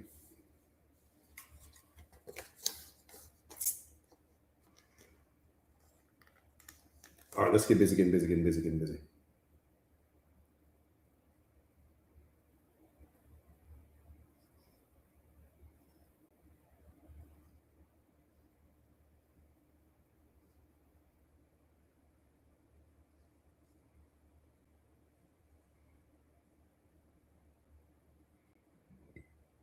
Here's what I want you to assume. Lena, I see you. Here's what I want you to say. Roger, what's up, beloved? Here's what I want you to assume. I dare you to assume it. I said, I dare you. I dare you to assume that your mistakes have made you more powerful. All of them. All of the failures. All of the mistakes. All of the failed relationships. I dare you in this moment to assume that they've made you more powerful. I dare you to assume that your failed relationships have made you wiser. I dare you to assume that what didn't break you only made you more powerful. I dare you to assume that to be true to your life right now, because here's the news flash. It did. That's what God is saying. Those mistakes made you more powerful. I dare you to assume it. The failed relationships made you more powerful. I dare you to assume it. Every single person that walked out of your life and abandoned you made you more powerful, made you more resilient, made you wiser. I dare you to assume it. Because you can assume the worst, but you can also assume the best. You can assume that it broke you, but you can also assume that it built you. I dare you to assume it.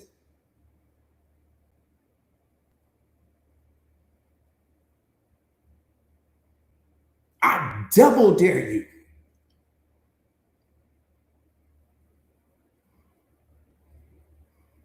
Because it's true.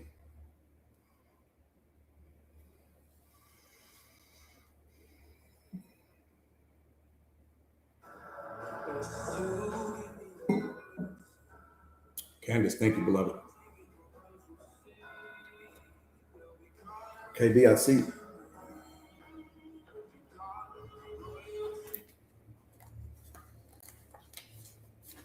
Williams, I see.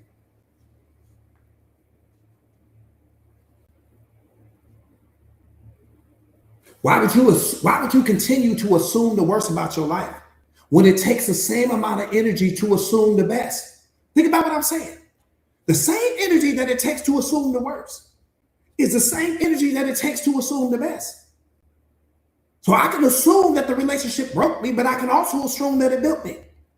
I can assume that the relationship broke me, but I can also assume that it made me wiser. Because the truth is this, the relationship made you wiser. Who you are today, you would never fall for what you fell for in the beginning. Think about what I'm saying to you. Who you are right now on the other side of the relationship is 10 times smarter than the person that walked into that relationship. Because the version of you that walked into the relationship was ignoring the red flags. The version of you that was walking into the relationship was giving all these second chances. The version of you that walked into the relationship was walking on eggshells. The version of you that was in the relationship was tolerating the disrespect. Who you are on the other side, you would never fall for that again. You would never sign up for that same relationship again. So which version of you do you want to be? The version of you that walked in or the version of you that walked out?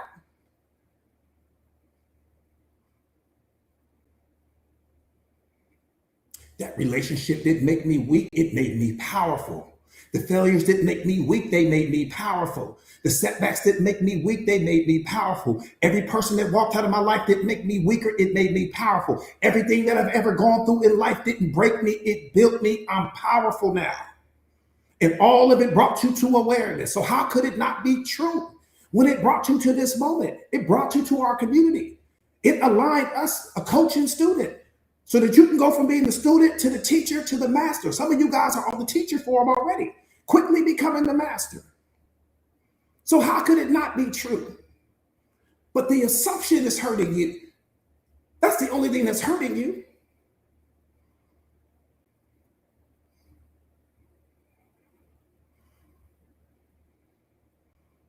Every single person that has ever done anything to you only handed you a brick. That's all they've ever done. People have been handing you bricks your whole life. That's building that mansion in here because that's what is required with respect to self-awareness. Oh, yeah, everything you handed me, all of the stones you trying to throw at me is what built the bridge to awareness. It's what built the bridge between me and God. I built the bridge with the stones that you was throwing me. So I appreciate all of that.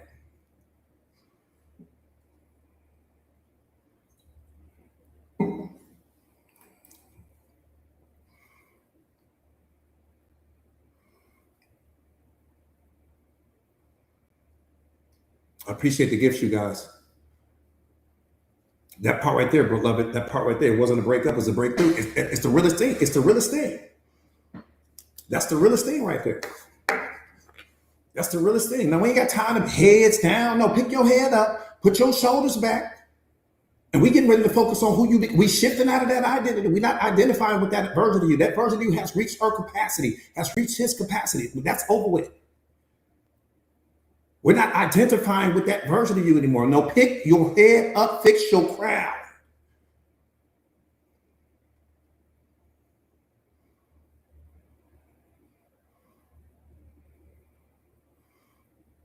That part right there, Essence.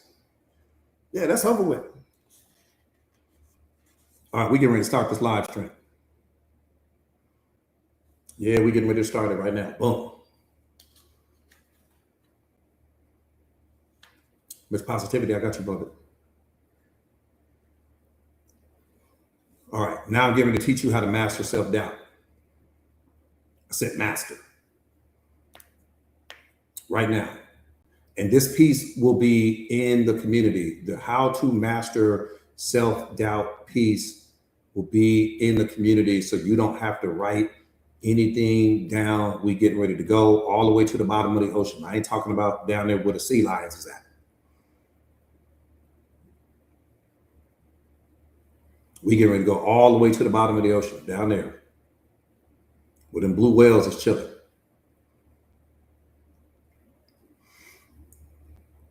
Oh, because how you learn how to print them. I love it. I love it. I love it. So this is called the 20-second rule, you guys. It's called the 20-second rule, and it's the 20-second rule for mastering self-doubt. I need you to lock in because we get, like I said, I'm going to take you. We're going to go all the way to the bottom. It's game over with. It's over with now. Doubt is over with. Your doubt's getting ready to be fired right now. I'm just going to tell you that now. Your doubt is getting ready to be homeless. Tonight, your doubt will have nowhere to live. Red, I'm gonna need you to do a live on this, beloved. Lynetta, need you to do a live on this. All of my live streamers, I'm gonna need you guys to do it. You're gonna want to do it. I'm telling you right now, it's game over. All right, here we go. Boom. So it's a 20-second rule. This belongs to us. When I say us, I'm talking about the Mindset Masters family, Mindset Masters community. This is ours. This ain't them, they, none of that. This belongs to us. Essence. Teach this to baby girl. Make sure that baby girl gets a copy of this. All right. So the 20-second rule, Sandy, I see, beloved. The 20-second rule, which is the fastest way to destroy doubt on the planet, period. Craig, I see. Not to manage it. We're not looking to manage the doubt. Right? We don't want to reduce the doubt. Okay. Destroy it. So I'm going to teach you how to be completely doubt free. After today, you'll never struggle with doubt again, ever, ever, ever. Then put 1 trillion more evers behind that ever. See, most people spend their years battling doubt. They fight it. They struggle against it. They try to overcome it through positive affirmations. None of that works. You can say all the affirmations in the world. It has nothing to do with, you won't cure your doubt. You can be as positive as you want to. It will not cure your doubt. Because self-doubt has nothing to do with any of those things. That's like you trying to take aspirin for a bullet wound. It's not going to work.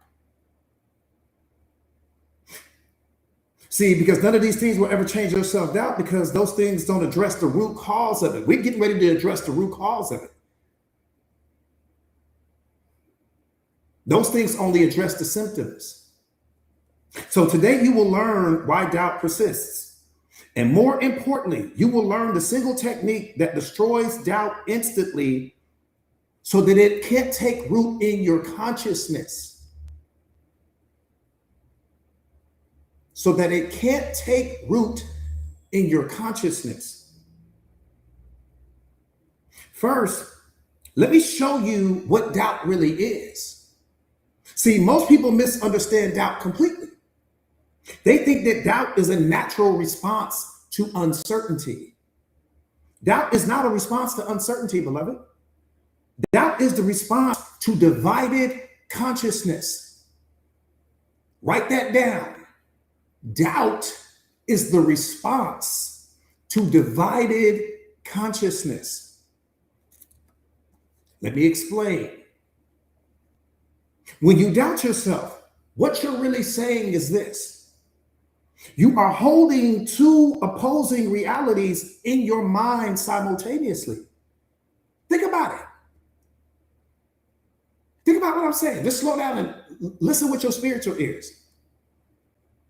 Anytime you doubt yourself, you are holding two opposing realities in your mind simultaneously. That's problem number one. Problem number two, you are saying that you desire this particular thing while simultaneously saying that you don't believe you can achieve it. You don't see the problem with that? You don't see that? You don't see that? With your spiritual mind, you don't see the problem with that? One side of your mind is saying, "Ooh, I want this thing." The other side of your mind is telling you, you can't do it, you're not enough, you can't achieve it, you're not that smart, you'll never have it. You don't see the problem with that?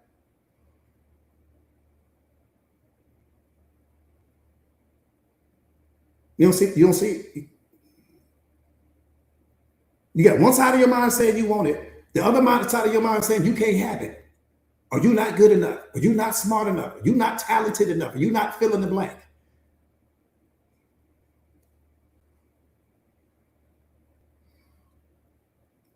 So one more time, you're saying that you desire this particular thing while simultaneously saying that you don't believe you can achieve it.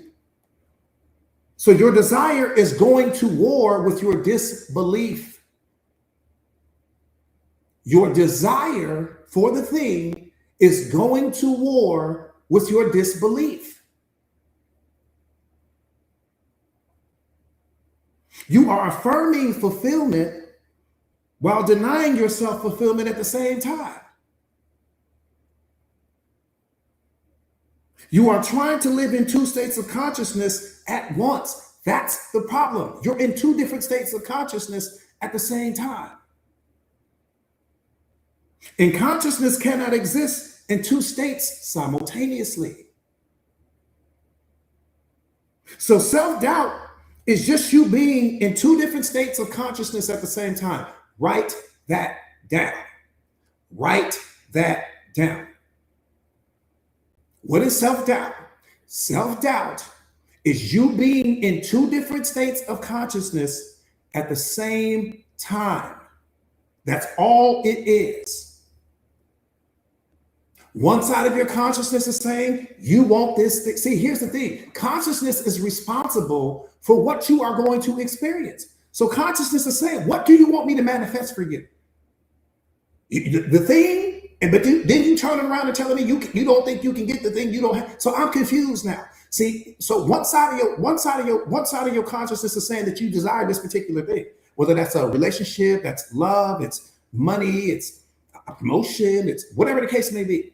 Okay, we get this side over here. But then this side of your consciousness is saying you don't think you can get the thing. So these two things are giving birth to doubt. Doubt is just an indicator that your consciousness is split. Write that down. Doubt is an indicator, not a problem, not something that needs to be fixed, not something that needs to be chased, pursued, or understood. Doubt is an indicator that your consciousness is split. So consciousness can't create the thing for you because it doesn't know which one to create, because both are a belief. You got the belief that you want the thing, but that you also have a belief that you can't get it.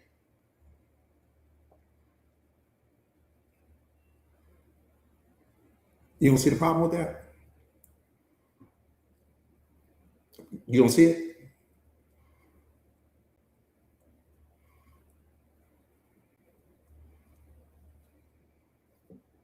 You don't see that?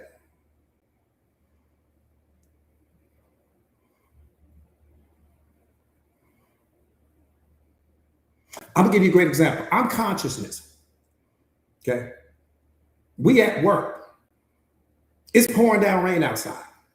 I'm getting ready to leave to go home.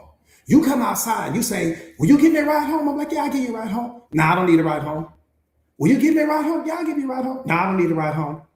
Will you give me a ride home, coach? Yeah, I'll give you a ride home. No, I don't need it. I'm confused. Which one, you want to ride or you don't want to ride? Which one you want? That's doubt. That's what your consciousness is confused. So doubt comes from that. You want the ride or you don't want the ride? You want the house or you don't want the house? Because you're saying you want the house, but then you're saying you don't believe you can get it. You're saying you want the relationship, but then you're saying you don't believe you're enough. You're saying you want $1 million, but then you're looking at your current circumstances and you're saying you don't believe you'll ever be able to achieve that much. So consciousness is confused. It's saying, what you want me to produce for you? You want me to produce the one on this side or you want me to produce the one on this side? I don't know which one to produce because they're both beliefs.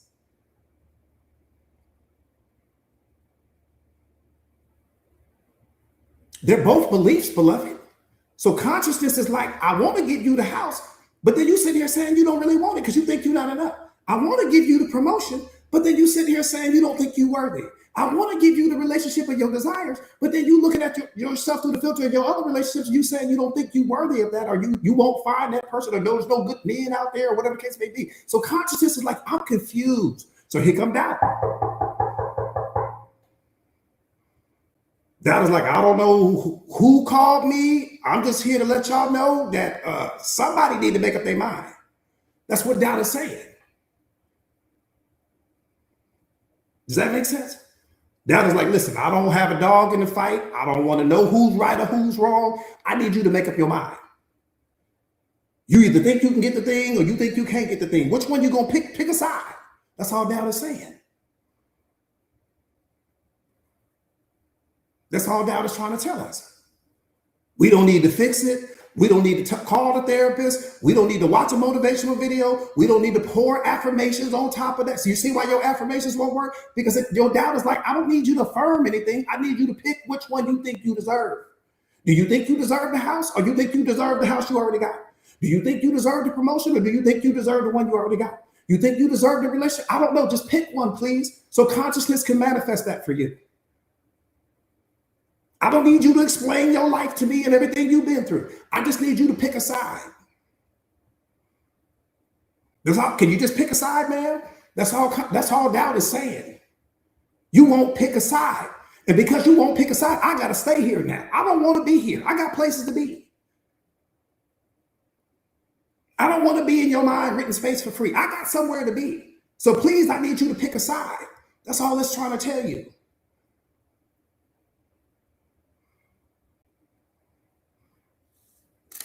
You guys picking up what I'm laying down? I like to characterize emotions and characterize feelings so that they're more human-like for you, right? It's versus trying to give you some technical breakdown of what it is, because that's exactly what doubt is saying. That is saying your consciousness is split right now. Your mind is split. You have two conflicting beliefs. You have the belief that you want it, and then you have the belief that you can't get it. I don't know what you believe you deserve. I just know I only show up when you have two conflicting beliefs and you're creating it and you need to pick a side and I go away, right? Letitia, I know you got it, beloved. Okay. So let me go there one more time.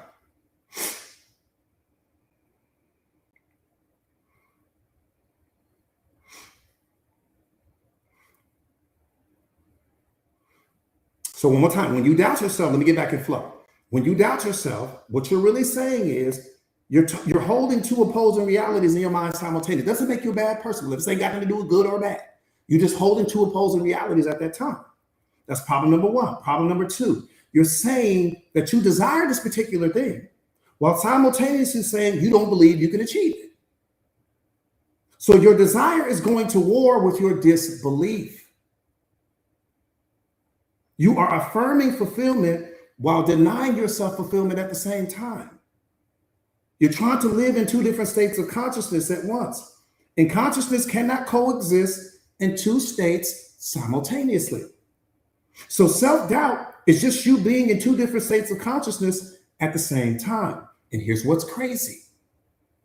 One of those states is totally false.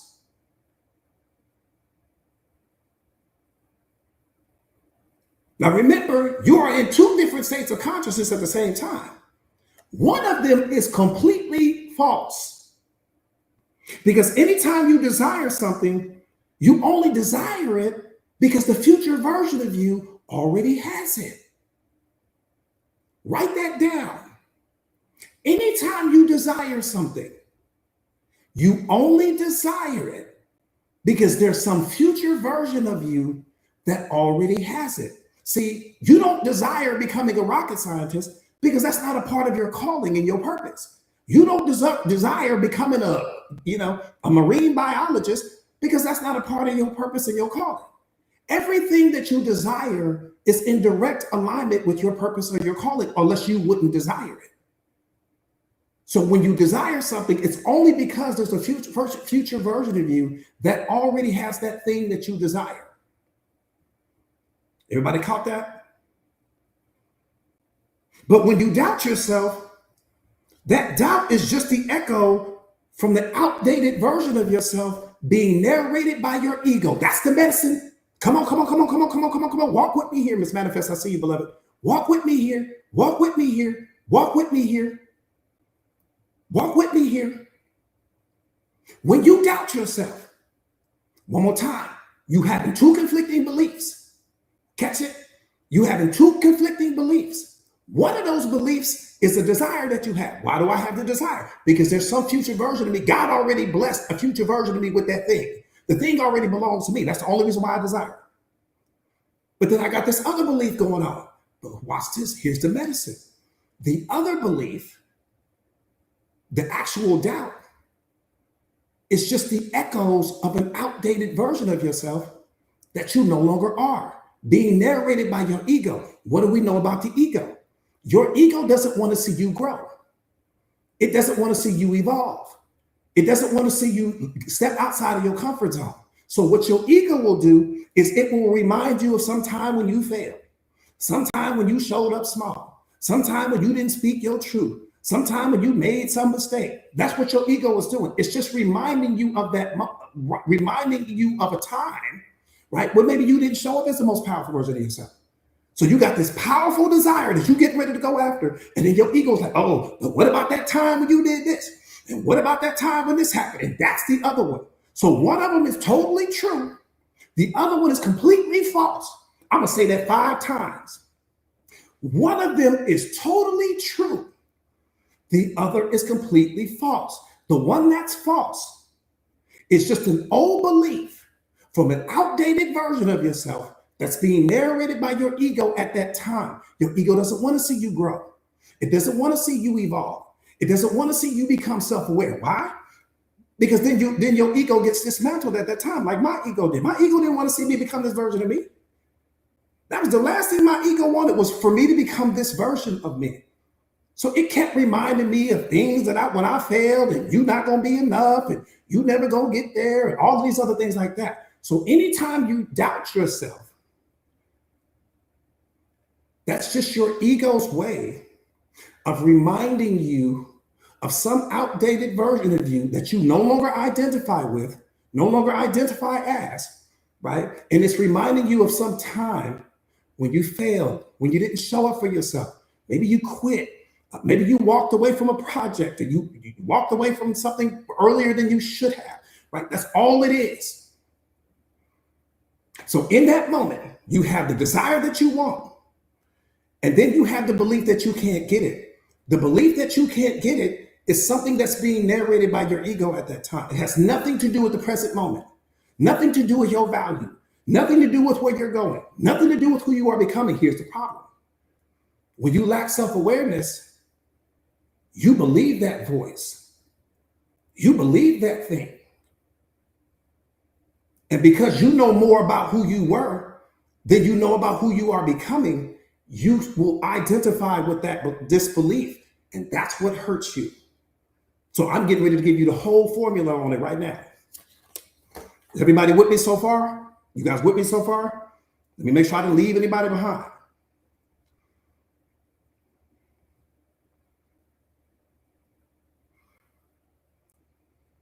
Trina, I see you, beloved, because I see you, and I see you. Kels, I see you, beloved. On my work, I see you, beloved. Oh, Are you going when you watch this one? Not only that, I'm gonna turn you into a doubt hunter. I'm getting ready. Once we wrap up on this piece, you're gonna be looking for doubt. Oh yeah, come on in here, doubt. No, you ain't busy. Nah, you come on in here. I'm gonna teach you the formula. You're gonna be so cold with this when I'm finished that you're gonna become a doubt hunter. It's part of this. Part of this is you becoming a doubt hunter because I want you to put this to work in real time. And you're gonna come back to me and say, Coach, you wouldn't lie. That formula you gave me so cold. I look for doubt now. I look for it now. Right? So let me get into it.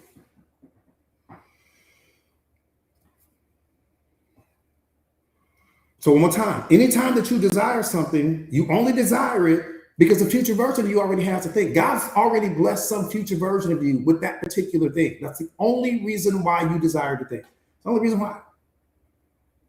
But when you doubt yourself, the doubt is just the echo from an outdated version of yourself being narrated by your ego at that time. I need you putting that on a post-it everywhere in your house, on the refrigerator, on the mirror in the bathroom where you go all the time, the screensaver on your phone, all of that. Anytime doubt appears, it is only the echo from an outdated version of yourself that you no longer identify with. And the only time that will show up is when you have some desire, something that you're getting ready to go after, something that you're getting ready to do, pursue, become, whatever the case may be. That's it. I can't conquer what I don't understand. See, before we had this conversation, you didn't understand. So when you started doubting yourself, you would be questioning it and I don't know and all this other stuff like that. Now you know what it is. You're like, oh, that's my ego's way of trying to keep me small. That's my ego's way of trying to keep me in my comfort zone. That's my ego's way of trying to stay on the throne in my mind. Now that's over with. Yeah, ego, I know your little games. I know all the games you playing, ego. You ain't got no more power over here. I know all the games. I'm going after something and you're going to remind me of something old. Checkmate. I'm going after something new and you're going to remind me of something old. Checkmate. Keep reminding me. That's what I need you to do, ego. Keep reminding me. Let me show you how much power and attention and energy I give to that little thing you try to throw up in my mind. Please, I'm begging you, remind me of something else. Keep reminding me. Exhaust all your resources, try to remind me of all the times I failed in the past. I'm going to get this thing because this over here is false. You see the difference in that? You see the difference in that? My ego like, oh, coach going to go get some. I ain't going to even come up with these little weak little things I'm trying to throw up in his mind. I'm not going to even do that. Throwing this week, coach got me figured out. Yeah, ego, have a seat, get in the back somewhere, go outside, play. Go outside and play, man. Go find you somebody to mess with. I got all your little games down. I'm going after something new. I'm getting ready to expand. I'm getting ready to evolve. And because I got this powerful thought, you need to throw something out there to remind me of some version of myself where I showed up small. I got it. Yeah, bring it.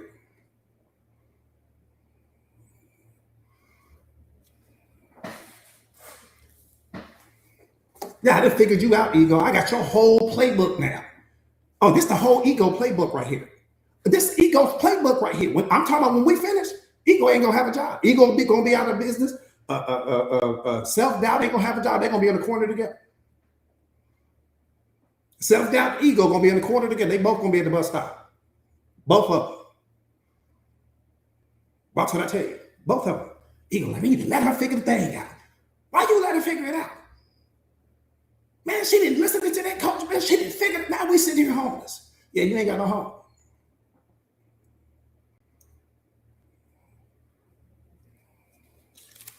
Yeah, we handing out eviction notices starting today. I'm talking about whole eviction notices. Yeah, you're gonna need 2 care packages. I'm telling you that. You're gonna need one for the ego. You're gonna need a care package for ego, and you're gonna need a care package for self-doubt. You're gonna need a care package, 2 care packages. I need you to now don't be stingy. Don't go to the Dollar Tree and get them Dollar Tree care packages.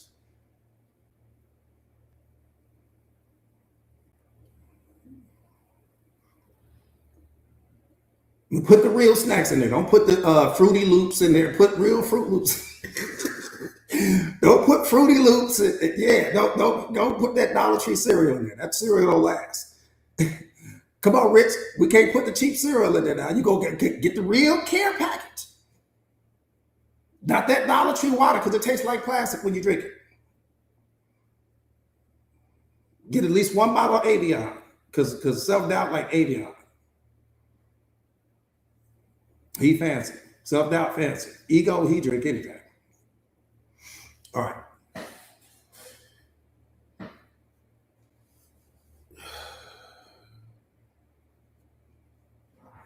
Yeah, Trina, we said, yeah, you got to get the Fruity Pebble. Get the real name brand cereal, y'all. That's all I'm saying. You wanted the name brand when you was growing up. Yeah, get that Fiji. I said, hey, my mom coming in with this whole no-name cereal. I'm like, Mom, who is? I don't know these characters on the front of this box. I don't even trust them characters. I'm looking for the Flintstones. I'm looking for Scooby-Doo. I'm looking for Captain Crunch. I'm like, I don't even know these characters. Who is these people on the front of this box? All right.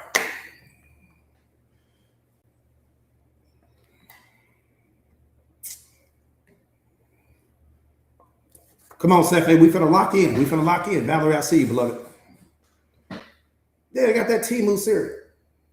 Talking about getting you 10 pounds of cereal for $1. Who give you 10 pounds of cereal for $1? I'm talking, we got 10 pounds of cereal. We ain't got no milk, just cereal. All right, here we go.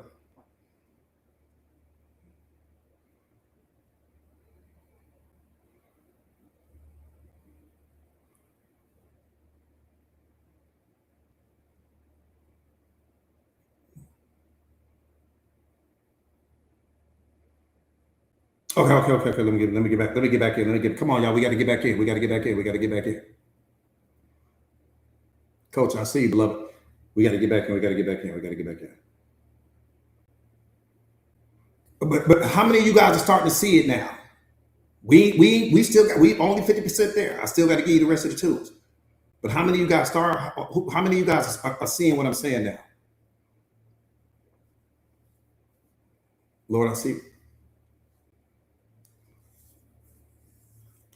Tam, I see you. Sharon, I see you, beloved. Sharon, I sent you a message too. Okay. Brandon, I see you. Okay. T Benz, come on, T. See, now today is a celebration, y'all. Come on. Especially for the mindset. Oh, Monica, what's up, beloved? That's my beloved right there. Especially for, the Mindset Masters, family. This is today is, and I'm being so serious and so sincere when I say this. Today it really is cause for celebration, because after today, your self-doubt will no longer affect you again. It will no longer affect you again. You will understand your ego's playbook and all of the little things that it tries to do. I'm going to make sure that I put this in the community. You guys will have this today for sure. Study it, master it, consume it. But I'm going to be completely honest with you. Even after this live stream, you're going to know it. Like, this isn't one of those things. Oftentimes I give you guys things and you got to study it for a little while. You know what I mean? You got to kind of like learn it. This isn't one of those things. This is one of those things that once you know how certain things in life, you can hear it. You only need to hear it once. You know how there's certain movies that, even though the movie was so good, you only needed to see it one time. Like, you don't need to see it twice. Is it worth seeing twice? Yeah, but it was so good that the first time was enough. This is kind of one of those pieces. Craig, what's up, beloved? This is kind of one of those pieces. So, and I wrote it in a way that it would be impossible for you to miss. But I just want to make sure that you guys got it. Nicole, I see you, beloved. All right, let's get busy.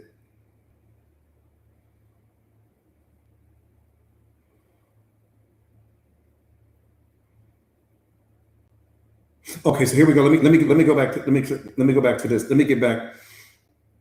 So one more time, what do we know about self-doubt? It's not a big deal. We're not gonna make it bigger than we are. We're not gonna don't let your ego try to amplify it and make it bigger than it is. What is self-doubt? Self-doubt means that I'm carrying two conflicting beliefs at the same time. The doubt is not the problem. The doubt is not the problem. The doubt is not the problem. It's the alarm.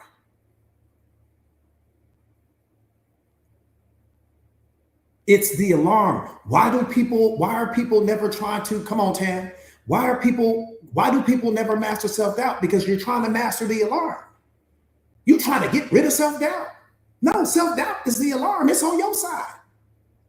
It's letting you know that you're holding two conflicting beliefs at the same time. Your consciousness is split. And because your consciousness is split, your consciousness is bottlenecked at that time. It's in a traffic jam. It doesn't know which one to create for you. That's all it is. One of them is absolutely true, the thing you desire. One of them is completely false. Because the one that's completely false is coming from your ego. That's just your ego trying to keep you small. Embrace that. Embrace that. Look at that. Look at my ego trying to do. I'm not going to give you no energy. I'm not getting ready to focus on that. I'm not getting ready to give it my attention. I'm not going to, but I appreciate you trying to keep me small, ego. I used to didn't know back in the day. Good for you. I used to didn't know back in the day. Good for you. Before my path crossed with my coach, I would have probably bowed to this doubt. I probably would have bowed to it. I'd bowed to it before in the past. But I know what you are now. Look at you. Look at you. Look at what you're trying to do. That's cute. That's what you say. That's cute. But we going this way. But that's cute. It's cute. You almost had it.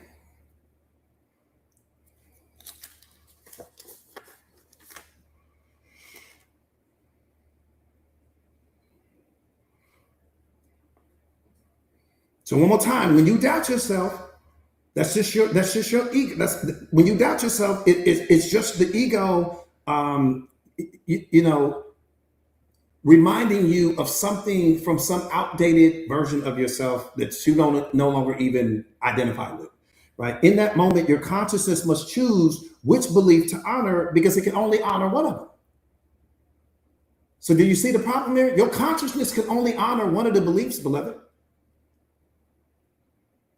Because doubt is, see, the thing that you want is a belief, but the doubt is a belief too. Because the doubt is an assumption that you won't get the thing, and an assumption is a belief. It's just a belief in a different form. So your consciousness doesn't know which one to manifest for you. Do I manifest the one that you desire?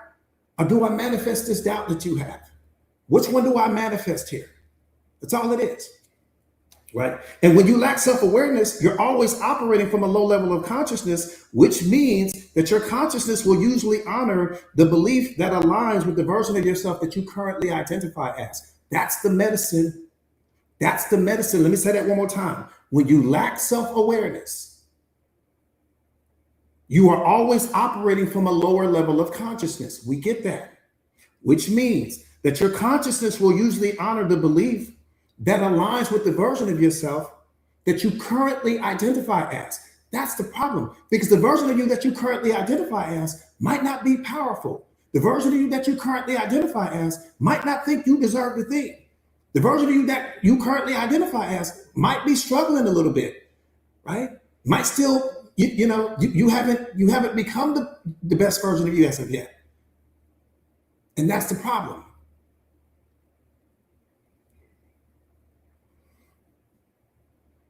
I need to say that one more time. When you lack self-awareness, you're always operating from a low level of consciousness, which means that your consciousness will usually honor the belief that aligns with the version of you that you currently identify with. See, the version of you that wants the thing, you don't identify with that version of you because you don't know that version of you yet. You only know the version of you that you've always been. And so your consciousness will align with the version of you that you've always been when you lack self-awareness. May I see you, beloved? Which is who you were and not who you are becoming. Here's the problem. When you lack self-awareness, your consciousness will always default to the state that feels more real to you. Again, when you lack self-awareness, your consciousness will always default, right, to the version of you that feels more real to you. And for most people, their current circumstances feel more real than who you desire to become. See, there's who you desire to become, and then there's who you are right now. And so when that doubt shows up, your consciousness will align with who you've always been versus who you're becoming when you have low levels of self-awareness. This is why this is so important. Now, this is why doubt feels so powerful. It's actually not powerful. It is simply the result of being double-minded. What is doubt?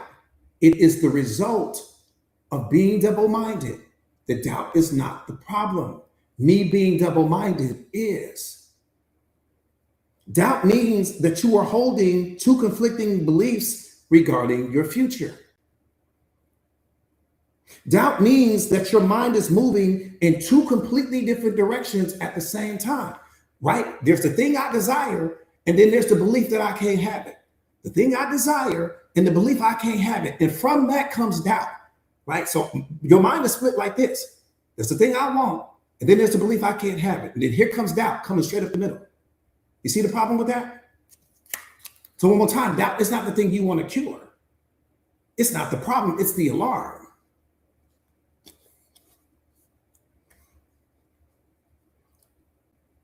So one more time, doubt means that your mind is moving in two completely different directions at one time. Belief number one represents what you want for your future. Belief number two represents who you used to be. Belief number one represents what you want for your future, and belief number two represents who you used to be. Well, you're not who you used to be. You're not who you used to be. Your ego is just reminding you of a version of yourself that you used to be. Sometime when you failed, sometime when you made a mistake, sometime when you didn't show up or whatever it case to be. That's not the thing you need to even focus on. I'll give you a great example of this. If every woman on this platform, you should know exactly what I'm getting ready to say. I want you to picture in your mind, you in a healthy relationship. Healthy relationship. Love your partner. There's commitment there, loyalty there, no problems. But one night your girlfriend calls you and she wants to go out dancing, and you want to go dancing as well. So you go with her. But your mindset is, before you even get to the nightclub, I just want to dance with my friend. I don't want to meet nobody. I don't want to be bothered by anyone.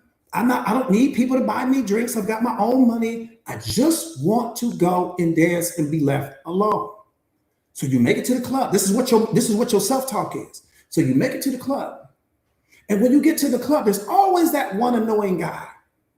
Always that. I mean, you and your girlfriend, you guys are on the dance floor, you dancing, you guys are having a good time. You're not bothering anyone. But here comes that one guy tapping you on the shoulder. Can I dance with you? Can I buy you a drink? What's your name? You're like, and you trying to be as nice as possible, as respectful as possible. You telling him no. You told him no 4 or 5 different ways, but he still keeps coming up and bothering you. That's doubt. Your friend represents the future. Your friend represents that desire. Your friend represents what you want to be doing. But that annoying person is just your ego trying to remind you of some outdated version of yourself. What do you do in that situation? You ignore that person. Because if you give him your energy, if you give him your attention, you empower him. You start sending him all these mixed signals. You start making him think that this is something that you might want to take advantage of. No, you just leave the man alone. Yeah, he's standing there, but just act like he's not. And that's how you move when it comes to this. This is how you master doubt. Your friend represents the future. Your friend represents what you want. Your friend represents where you're going in life. This person is just nobody. He's not important. I ignore him. Yeah, I see him standing there, but I ignore him.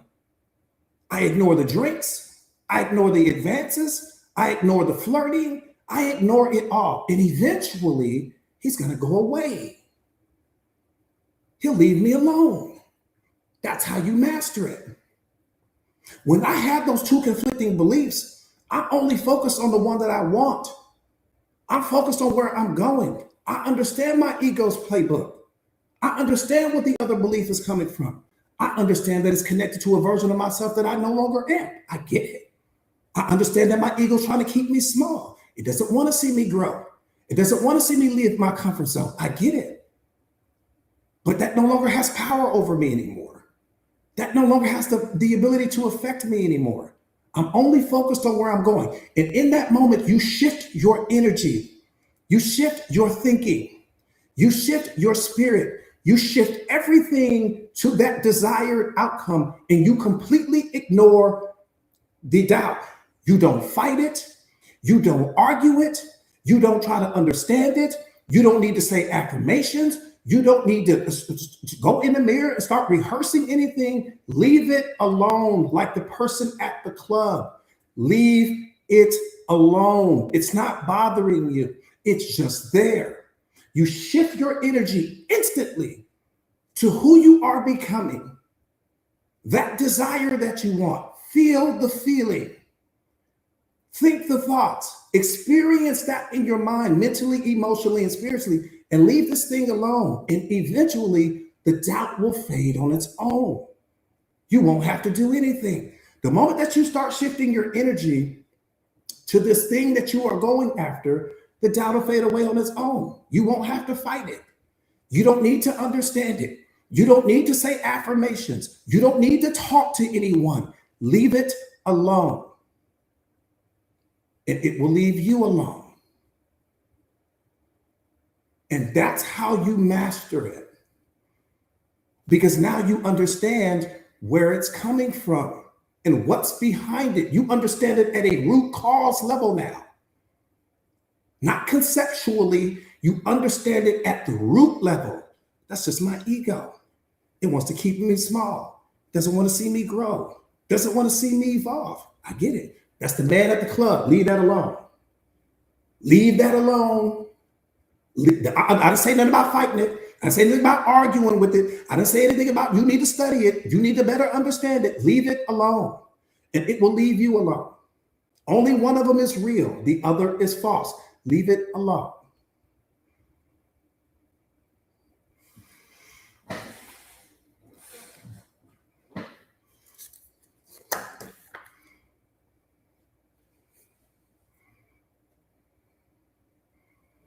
You guys got it?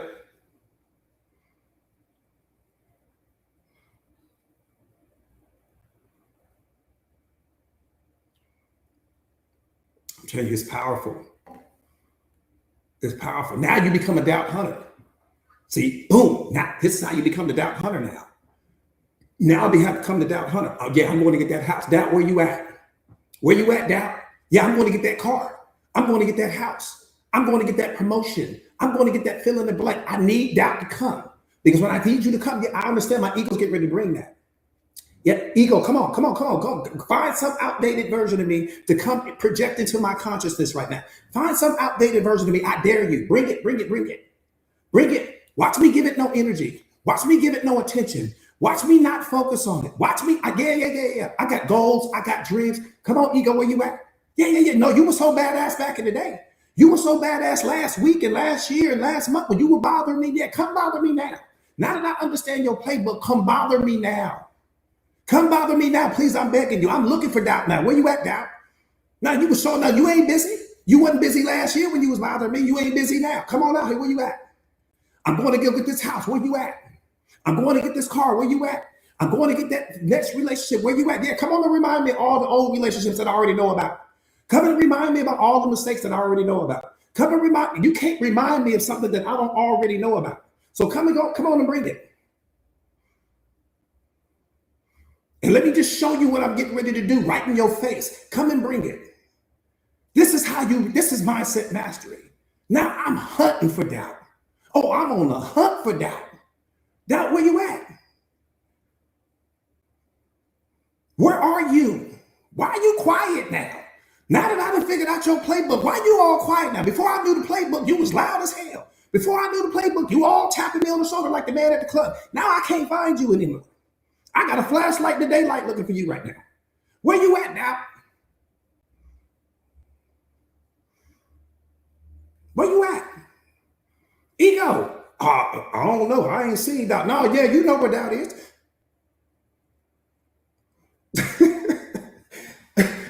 Yeah, I done read about my ego. Like, ego, where's doubt at? I don't know. Yeah, you know. You the one been sending it. I don't know, coach. I ain't seen it. Yeah, you seen it.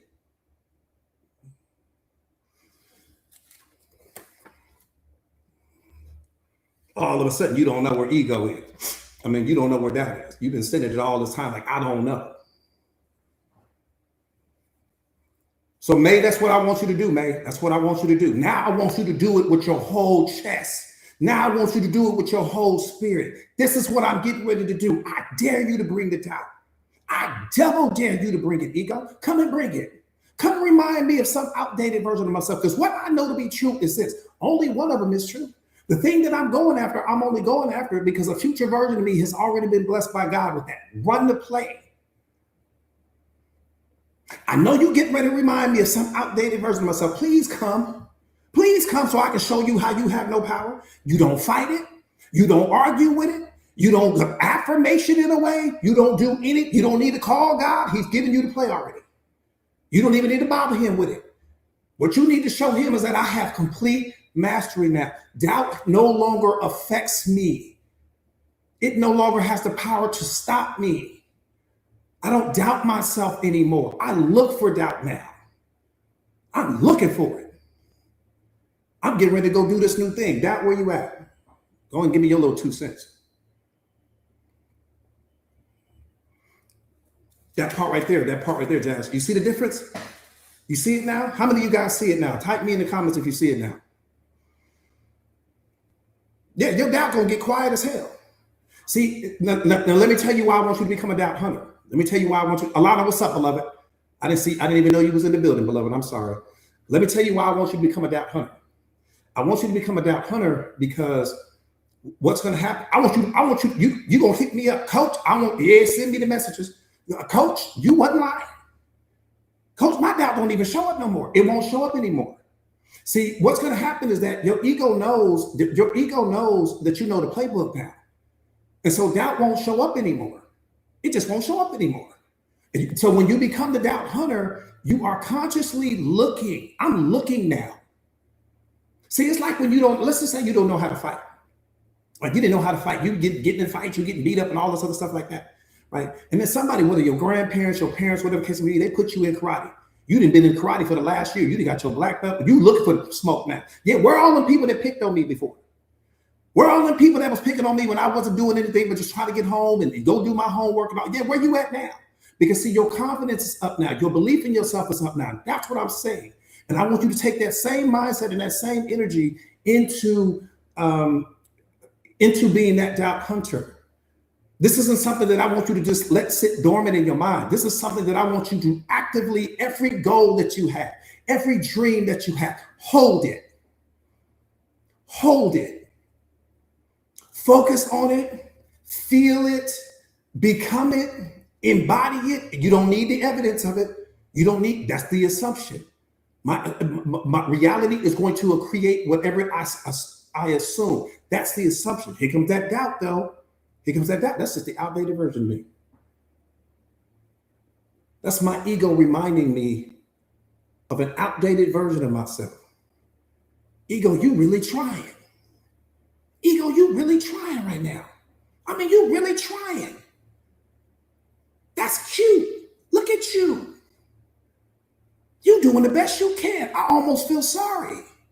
And I almost feel sorry because your powers don't work on me anymore. But they used to. Your powers don't work anymore.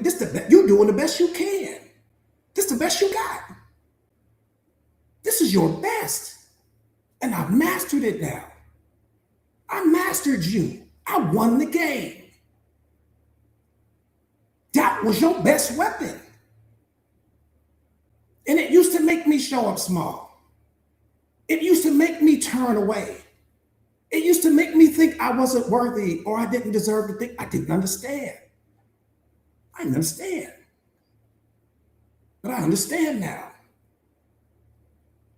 I feel sorry for you. I feel some compassion. I'm not angry. This is victory. Right? This is a victory for you. Especially for you guys in the Mindset Masters community.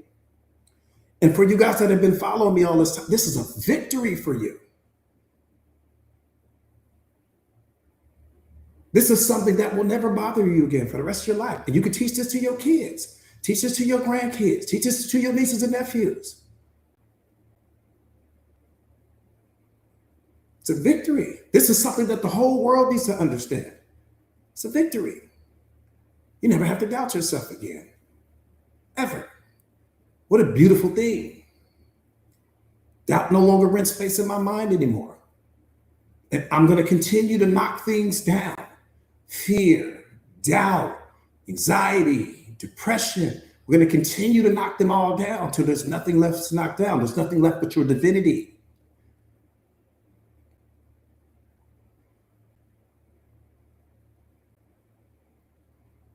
Sharon, you said it's like being set free. It is, beloved. I so agree with you on that. It's like being set free. It's like being set free. See, here's the biggest mistake that people make. But not you. But here's the mistake that other people make. When doubt appears, most people try to fight it. Right? They try to argue with it, convince themselves that they can overcome it with willpower and affirmations, right? They exhaust themselves battling this invisible enemy. They're fighting the wrong enemy. That was never the problem. That was the alarm. Ego was the problem. But here's what you must understand. Every time you fight it, you're giving it power. When you fight it, you're making it a part of your reality in that moment. Every time you argue with it, you're acknowledging its existence. Every time you try to overcome it, you're admitting that it has power over you. This is why you don't fight it. Let me say that part one more time, because that's the most important part in the world right there. That's the most important part in the world right there. One more time. The biggest mistake that most people make is that when doubt appears, they try to fight it. Kev, I see you, beloved. They try to argue with it and convince themselves that they can overcome it with willpower, and they pile it on affirmations. And they exhaust themselves battling this invisible enemy that was never the enemy. But here's what you must understand. Every time you fight it, you empower it. When you fight it, you're making it a part of your reality in that moment. It wasn't a part of your reality until you started fighting it. Why? Because you're giving it your energy and attention. Now it's a part of your life. Every time you argue with it, you're acknowledging its existence. Every time you try to overcome it, you're admitting that it has power over you. Because if you didn't think it had power over you, you wouldn't be trying to overcome it. So you already lose it because you're underneath it now. And you're trying to overcome it now. It's too late. See, you cannot kill doubt by fighting it. Fighting doubt is like fighting your shadow. The more you struggle with it, the more real it becomes. Picture trying to fight your shadow. The more you fight with your shadow, the more real your shadow becomes. Doubt is just like your shadow. But if you leave your shadow alone, your shadow will leave you alone. So what's the answer? How do you destroy doubt in 20 seconds or less? The answer is so simple that most people miss it entirely. You do not destroy doubt by fighting it. You destroy doubt by refusing to acknowledge its existence. Write that down. You destroy doubt by refusing to acknowledge its existence. I don't even know. I don't see you. I don't argue with you. I don't fight you.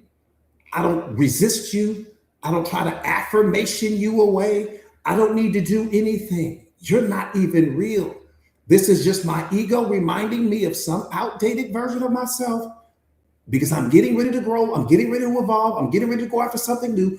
Two conflicting beliefs, but only one belief is true. The thing I'm going after is true. What's appearing that's opposed to what I'm going after is something that my ego created. I don't even need to get that energy.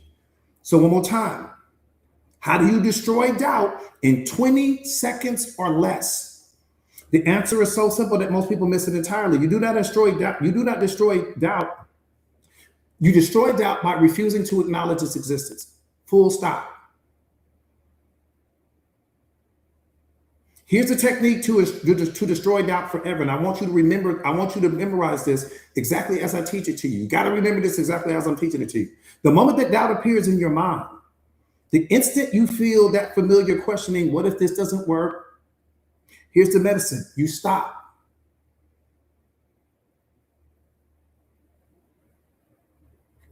You stop.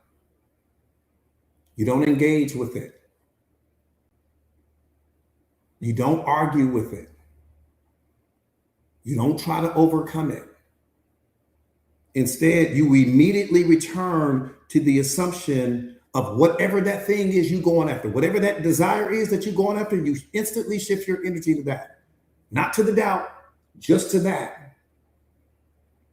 Not after you deal with the doubt, not after you convince yourself that it shouldn't be there. Immediately, within 20 seconds of doubt appearing, you redirect your entire energy back to the feeling of that thing that you're going after. And the doubt will leave you alone. No energy, no engagement, no arguing with it, no trying to fight it, no overcoming it, no affirmations. I don't even acknowledge you. I understand what you are. I don't need to acknowledge you. Remember going back to the example that I gave you, the man at the club that's sitting here trying to buy you a drink. You leave, I don't acknowledge you. If I don't acknowledge you, at some point in time, you move on with your life.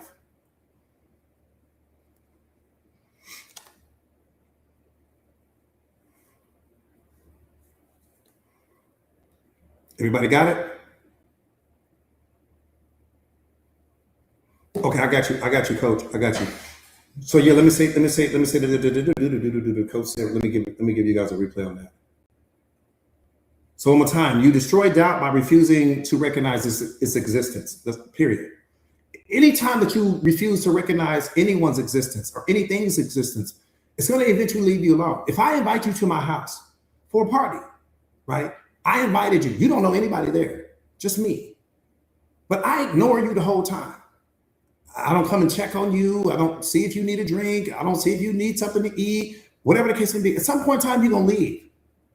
Because you're going to say, why did you invite me? Like, you ignore me the whole time. You don't talk to me. I've been here for 3 hours. You ain't said a word to me. You ain't checked on me. You ain't nothing. At some point in time, you're going to leave. And the same thing applies to this. When your ego throws out that conflicting belief from some outdated version of yourself, you know what it is already. I don't need to give it energy. I don't need to give it attention. I don't need to focus on it. I don't need to fight it. I don't need to go say affirmations and chant my fist in the air. I don't need to do anything. It's not real, right?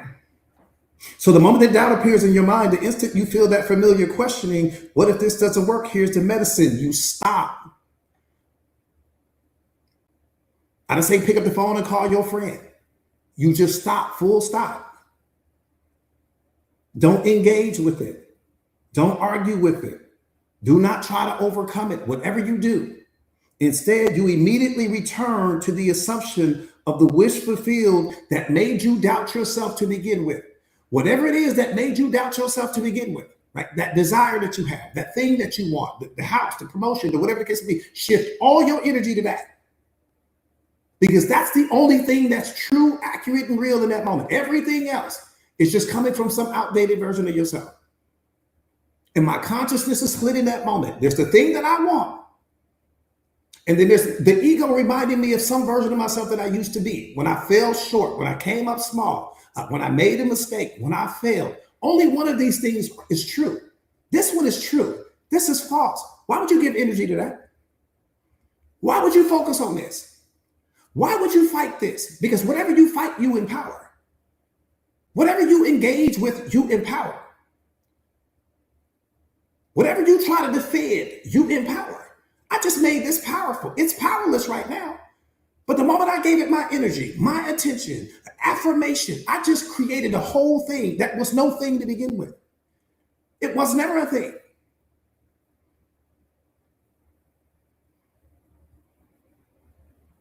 Why would you fight this?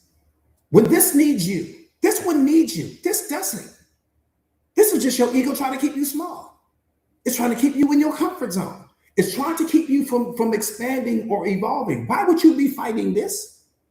The only way you would fight this is if you never heard this live stream.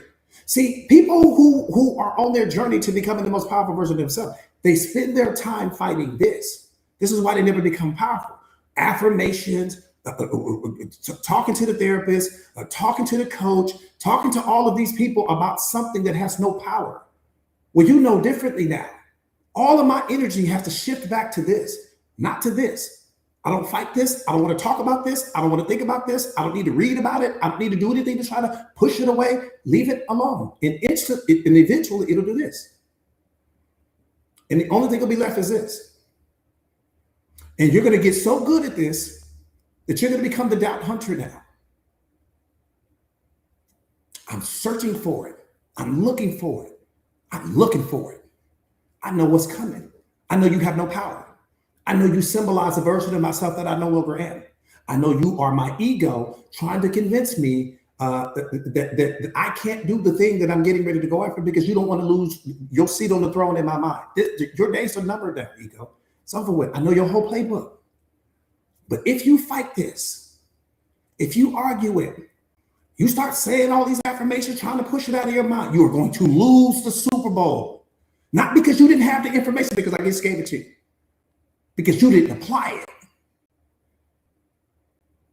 You have doubt mastery in your hands right now. And I can make the argument, there aren't too many people on the face of this earth that have what you're in possession of right now. You know how many people you can go teach this to? Especially once I give you the paper. You know how many people that you know how many people walk around riddled with doubt? You got celebrities that are riddled with doubt. You got billionaires riddled with doubt. Athletes riddled with doubt. People that are getting ready to become public speakers. And you know how many people, watch this right here. You know how many people don't go live on social media because of doubt? Don't do public speaking because of doubt? Don't go out in public and go to certain parties because of doubt? You know how many people are plagued with this? And you got mastery over it right now? You understand it at the root level. That was never your problem, but that's what everybody fight. I guarantee you, do this survey today. Call 5 people in your phone and just ask them, what is doubt? None of them are going to tell you what I just told you right now. Not a single person will tell you what you know right now, which means that doubt, they're still bowing to doubt. If you don't understand it, you still bowing to it. If you don't understand it, it still has power over you. Because how can you conquer what you don't even understand?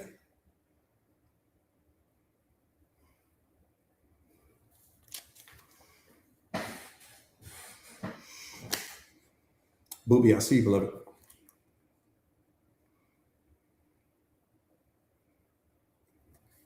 So one more time. Doubt means that you are holding 2 conflicting beliefs about your future. Doubt means that your mind is moving toward 2 completely different directions at the same time. So if that's the case, focus all of your energy and attention on the direction that you want your life to move in and completely ignore everything else. If I'm gonna tell you how I use it. Let's just say that I want a new house, right? I want this new house. Okay, that's the desire. Why do I desire it? Because there's already a version of myself that God has already blessed with the house. That's the truth. Okay, here comes doubt, the conflicting belief. Okay, well, who's responsible for this? My ego. What is this a reflection of? Some outdated version of myself? I don't need to fight this. All of my energy needs to go toward where I'm going. Period. I'm going to go see that house. Whether they have an open house or they're doing a tour of the house, I'm getting ready to go look at it virtually. If I can't physically drive to the house, I'm going to go look at it virtually, whatever the case may be. Whatever that thing is, whether that's a promotion, give all of your energy and attention and feel the feeling of having the thing. Feel the feeling. That version of you that has that thing. How does she feel? How does she think? How does she walk? How does she talk? How does she show up? Get into that, not into this. This deserves zero energy. This is my ego trying to convince me that I can't get this. This symbolizes truth. This symbolizes a gift from God. This symbolizes an outdated version of myself. Why would I focus on this? I can give you 50 years. You can't give me one legitimate reason for why you would focus on this. No fighting, no argument, no affirmations, no positive thinking. You don't need to think positive. There's nothing to think about.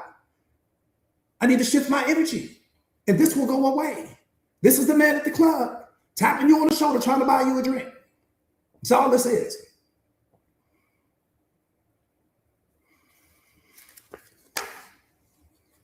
Period.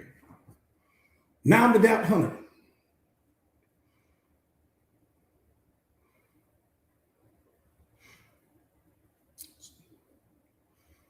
So one more time, let me put a bow on this.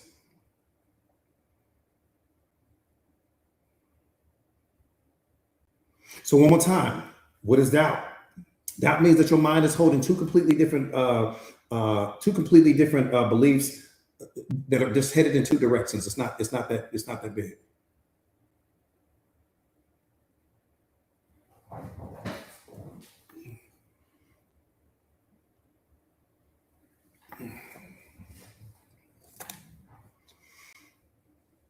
Lynetta, you said you're ready to go live now. I know you're ready. I know you got it soaked up. One more time.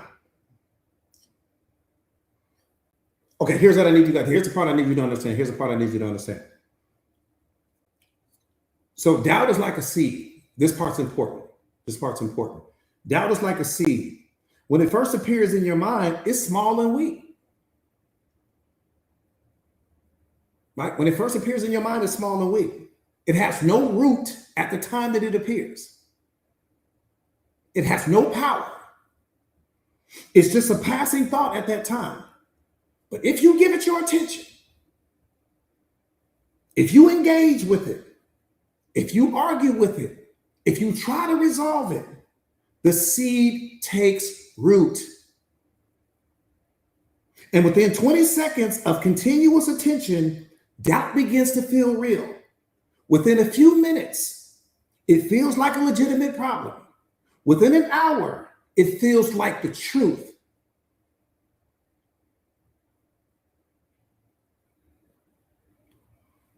So the moment that it appears, you have a small window of approximately 20 seconds where it's still weak, still rootless, and still easy to dismiss. If you return to your assumptions and the feeling regarding the thing that you most desire, the doubt dies. So once the doubt shows up, here's the point not to be missed. Once that doubt shows up, you got 20 seconds from the time that that doubt shows up to instantly shift all of your focus, energy, and attention, because it's still in the infancy stage, right? It's not a threat to you in that moment. It only becomes a threat to you when you try to fight it, argue it, think it away, all these other things like that. So once that doubt appears, instantly you shift your energy to whatever the thing is that made that doubt appear to begin with, right? There was some desire, something that you're trying to get, the promotion, the relationship, the job, the money, the new watch, whatever the thing is. As soon as that doubt appears, you got 20 seconds. This is why it's called the 20-second rule. You've got 20 seconds to shift your energy to where you're going. And that doubt, because it's still in the infancy stage, will fade away. It never had an opportunity to take root. It can only take root when you give it your energy, when you try to fight it, when you try to argue it, when you try to fill in the blank. Ignore it, leave it alone, and it's gone. Here comes that next goal, dream, and desire. Here comes doubt again. Shift my energy, doubts die. Here comes that new goal, a dream. Here comes doubt again. Shift my energy, boom, it's gone. So I'm mastered it now. That part right there, beloved. That part right there. That part right there, Iris. Yeah, Doc knocked on the door. So it's the 20-second rule. So here's what I want you to do. For the next 7 days, I want you to become a doubt hunter. Just for the next 7 days. Your job is to eliminate doubt from appearing. because it's impossible. Because so for the next 7 days, I just want you to become the doubt hunter for the next 7 days. Your job is to catch the doubt the moment that it appears, and then redirect. This is what it means to be the doubt hunter. See, what it means to be the doubt hunter is this: whatever your goals are, whatever you're going after right now. Okay, I'm gonna start thinking about the thing. Because I'm thinking about the thing, my ego is going to send me some opposing belief that I can't get it, I can't have it. Run the play, ego. We already know you coming. I'm already ready for you. I got the door open and everything. I got some coffee on the pot and everything for you. I got a meal prepared for you. I'm ready for you. Come on into the house. I'm going after this thing. Here comes ego. Shift. Next day, I'm doing the same thing. I got some goal, some dream that I'm thinking about. I'm just thinking about it. I'm not even going after it in that moment. I'm just thinking about it. But my ego trying to be slick. So it's going to send me some opposing belief. I can't do it. I can't have it. I can't achieve it. I see the doubt. Once I identify the doubt, shift. Doubt then fell to the side again. Next day, you're doing the same thing. And so you're going to get so good at this that eventually your doubts will never come. You'll never get another doubt. You'll never see another doubt. Doubt will no longer rent space in your mind ever again. It never comes to me anymore. It just doesn't come. I'm going to set my mic down right there. You guys will have this piece today. Yeah, all eyes on me. What's up, beloved? Yeah, it's over with. I told you your doubt going to be unemployed. Did I deliver on my promise? Let me just check to see. Quee, what's up, beloved? Did I deliver on my promise with respect to teaching you guys doubt mastery? Kels, I see you, beloved. Coach, I appreciate you. I appreciate you, beloved. Kev, I see you.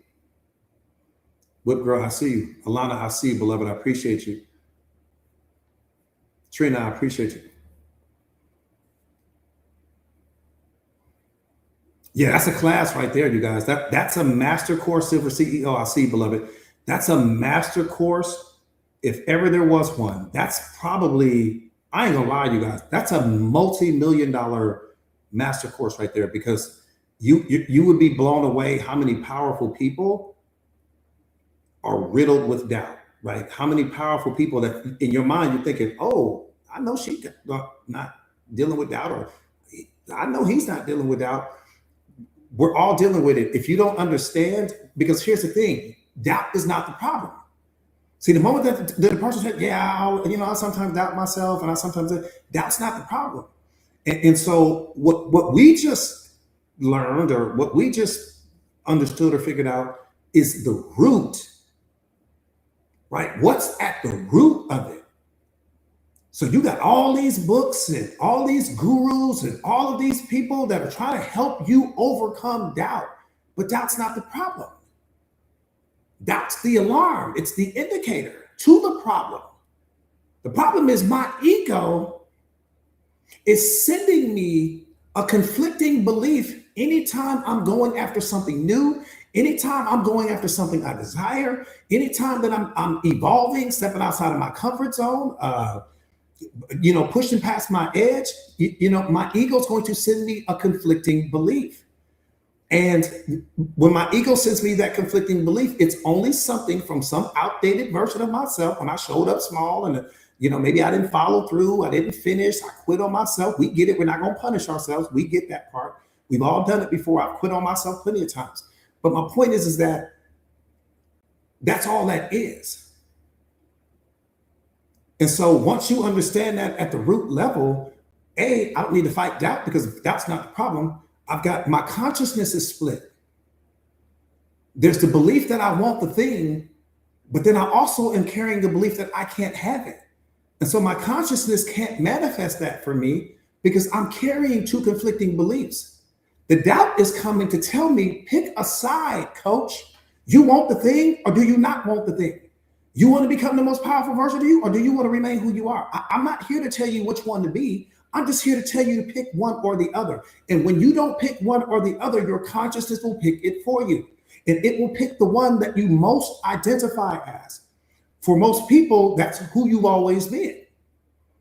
Because you ain't the most powerful version of yourself right now, right? You on the way to that. You don't identify with that version of yourself yet, but you still identify with who you used to be. So your consciousness will pick that for you, not because it's punishing you, not because you're not worthy or deserving, but because you couldn't figure out which one that you wanted to focus on because you didn't have the tools at the time. Now you have the tools. And now you know, 20-second rule, shift. I identify the doubt, I shift. Identify the doubt, shift. Who was the doubt? Doubt is that man at the club that every time I try to go out the stairs and have a good time, tapping me on the shoulder, want to know my name and who am I and what do I do and all. No, just ignore the person. We've all had people in life that we've had to ignore. That's all doubt is. All right. All right, you guys. Well, you got it now. You got it. You got it. You got it. You got it. You got it. Lynetta, I know you're going to crush this on the live. Like I said, again, I'm going to give you guys the information. You guys will have it within the hour, master it. But I think you already have it mastered, to some degree. Don't let your ego tell you, no, you don't have it mastered. Just you need to read it. No, that's your ego trying to convince you. It's going to do everything in the world to try to convince you. You don't know what you already know right now. But we get it, right? We get it. I'm super proud of you guys for hanging in there. Like I said, today was a masterclass for real, all things self-doubt, self-mastery, right? Type me in the comments if this is your very first time on a live stream with me. Valerie, you're so welcome, beloved. Absolutely, Rich, I see you.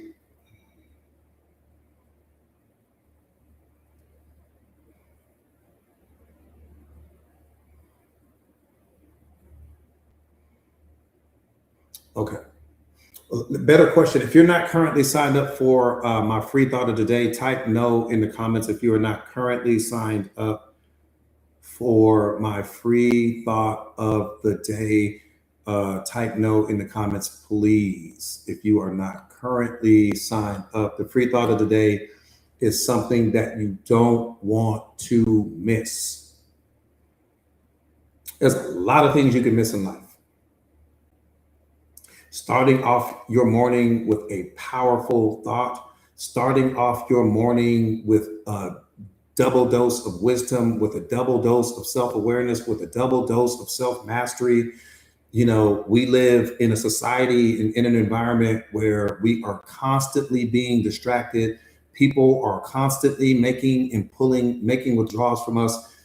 From the kids making withdrawals, your significant other making withdrawals, the job is making withdrawals, your friends are making withdrawals, your family are making withdrawals from you, society is making withdrawals, people on social media are making withdrawals from you. How many people are making deposits? Because so many of us end up mentally, spiritually, and emotionally bankrupt because we're not getting enough deposits. Because we're so busy trying to be everything for everyone else. And, that's what the free thought of the day is going to do for you, right? It's going to make a daily investment in you. Every morning, you're going to get a text message and you're going to get an email. That text message is going to be a bite-sized dose of wisdom, but that email follow-up, it's going to be something that you want to sip that with your coffee and read that, because I'm telling you right now, it's going to be powerful. So just in case we don't see each other anymore, because, life starts life, and a lot of people have an opportunity to come and join my live streams and different things like that. And then, our paths may never cross again, but or maybe I will see you every day from this moment moving forward. But the point not to be missed is that what that free thought of the day is going to do for you is I can rest assured that you are getting that daily deposit that you need every single day. Bella, I appreciate you, beloved. And you never know which one of those thoughts of the day is going to unlock something in you that sets your life on a completely different course in the most positive way. So the free thought of the day, just copy and paste that link, you guys. Go get signed up right now. Just a key. I love you too, beloved. I'm so happy you enjoyed the live. Copy and paste that link right there that you guys see that Tara has for the free thought of the day. Go get signed up right now. Because that's the investment in you. That's the investment in you. Right. So again, copy and paste that link. Put that in your browser. It'll take you to get signed up. It's going to take you a couple seconds to get signed up. It's free. You can't beat free. You can't beat free, and you can't beat people that are trying to pour into you in life. You know, you can't beat that. You can't beat the people that are trying to pour into you. So yeah, get signed up for the free thought of the day, you guys. Other than that,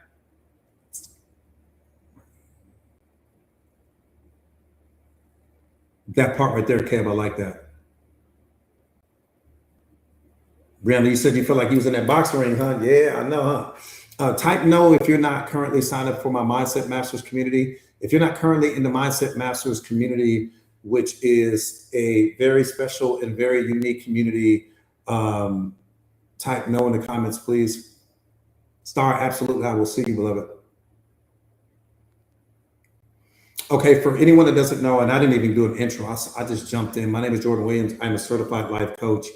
I specialize in self-awareness, self-mastery, relationship mastery, 5D consciousness, you know, and really, you know, I call myself a life coach, but really my purpose in life is just to help you to discover yours. You know, we all have some unique purpose on this planet. And my goal is to help you get to that place. I'm just the bridge, right, between who you are right now and who you have the potential to become. You know, I'm just a bridge. The community that I've created is just a bridge for that as well. I'm also the best-selling author of this book, The Secret of Awareness. How powerful are you ready to be? What I'm looking for with respect to the community is people that are serious about growth. If you're not serious about growth, the community is not going to be for you. Because like every system in life, you know, the system is only as powerful as the person behind it. You know, the system is only as powerful as the person that works it or that operates it. You know, and the only thing that you're ever going to get out of it is what you put into it.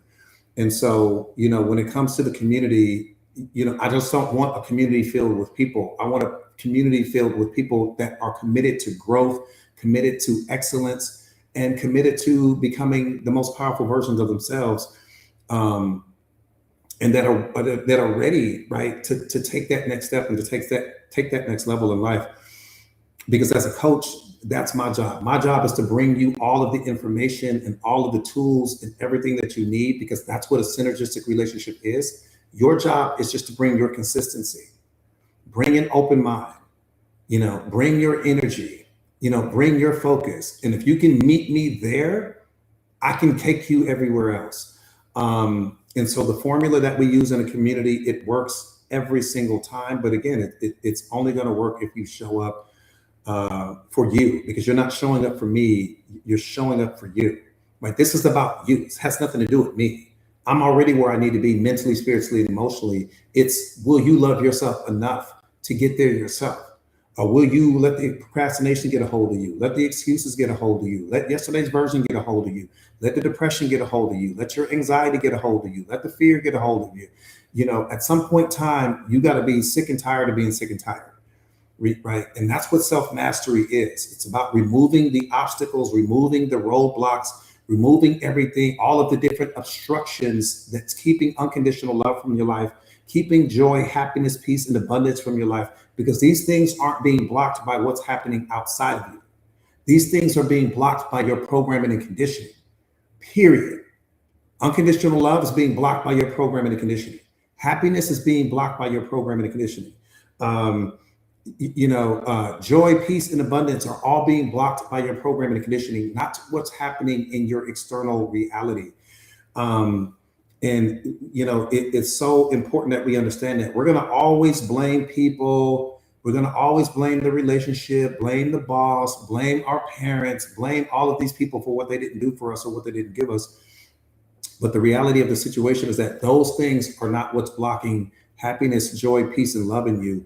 Your programming is. And so that's what it's all about. The Mindset Masters community comes with 2 life coaches, 1 executive coach. I will be the coach that will be coaching you 100% of the time. The community is 5 times cheaper than therapy and 5 times more powerful, period. You will discover that if you don't discover anything else. The entire Mindset Masters community is $29 a month. no contracts, no obligations. We're cheaper than that coffee you pay for. We're cheaper than what you spend for lunch in a week. We are cheaper than tickets to the movies that you're going to forget about in a day or two.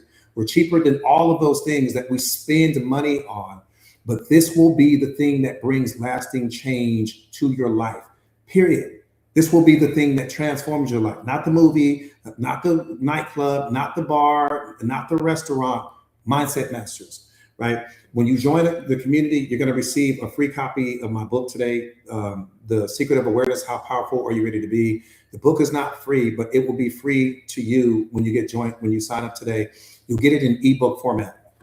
You're going to also receive a free copy of my e-course today, The Fearless Mindset, which is the perfect companion to the book, right? You need them both. And then I'll teach you the formula with respect to the book and the course that's going to unlock a different level of consciousness in you. And, you know, the $1 billion question is, how powerful are you ready to be? Seriously. How powerful are you ready to be? You know, don't settle for who you are when there's so much more that you have the potential to become. Don't settle for what you have when there's so much more that you have the potential to achieve. Don't settle. Whatever you do in life, even if you don't get me as your coach, even if you go and you choose to be into some other community, you hire some other life coach, don't settle anymore. We live our lives like we got 1,000 years of living. That's one of the biggest mistakes we make. We walk around with the mindset that, oh, God blessed me with one day more. No, he blessed you with one day less. When you woke up this morning, you had one day less, not one day more. And it's so important that we understand that. That hourglass is ticking on you. That hourglass is ticking on me.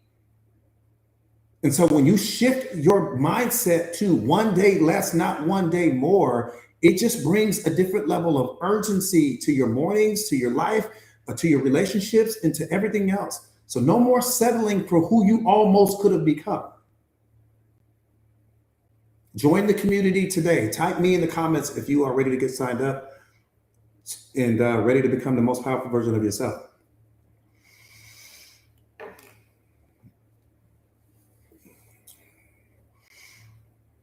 All right, so copy and paste that link, you guys, for you guys that are ready to get signed up. Copy and paste the link that Tara has pinned on the grid. Copy and paste that link, and it will take you directly to the community. It's probably going to take you a minute and a half to get signed up, and then you guys will be ready to go. Especially, you know, and then once you get in the community, just send me a message. I'm the loudest thing in the community, so I'm impossible to miss. I'm everywhere in the community. Just send me a message in the community. Hey, coach, I saw you on the live today. David, what's up, beloved?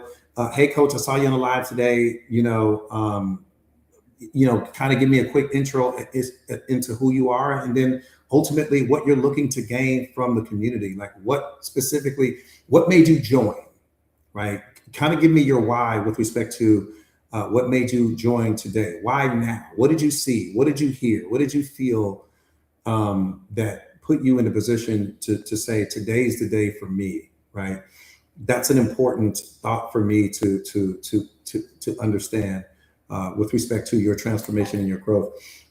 Again, copy and paste the link that Tara has pinned to the community or to the board, and then we will get you guys signed up. And I think that's pretty much it for today. Tomorrow's Friday.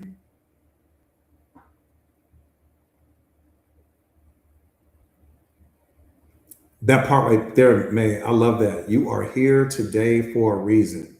Don't ignore that reason. Thank you, Lynn. Thank you, beloved. Thank you, beloved. And for you guys that are signing up today, yeah, please make sure that you watch the community tutorial, whatever you do. Please watch Silver CEO. Thank you, beloved. Please watch the community tutorial. It'll familiarize you all things Mindset Masters. And so that way you guys just kind of know the innermost workings of the community. And then, of course, I'll be there for you. Tara will be there for you. Coach Sonia will be there for you. So you'll be fine. Boss Beth, I see you. Aside from that, are there any community related questions before we disconnect today, you guys? Anyone, any community related questions?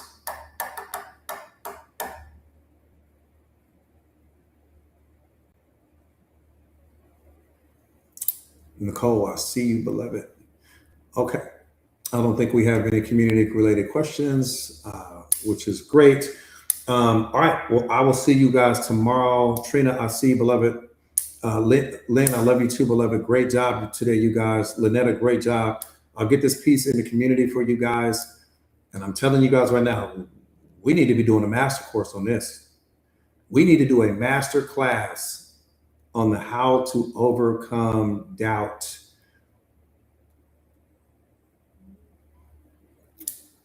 Yeah, yeah, yeah, Red. I want to know Red, when you do your live on this piece, you and Lynetta, please let me know so I can sit back and I just want to sit back and listen. That's all I want to do. I just want to sit back and listen. I promise you, I won't send you teddy bears. I won't interrupt you. I won't do nothing. I just want to listen. I want to listen to how well you guys. I'm just gonna be quiet. Coach, you gonna be quiet? I'm gonna be quiet. I ain't gonna say nothing.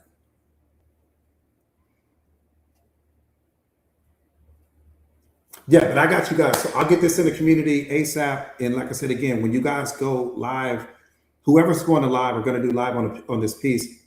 Yeah, Red, I already know you're going to bring it. I know you're going to bring this home. Please just make sure you guys let me know because I want to join the live and just kind of be a fly on the wall and hear it from that side, right?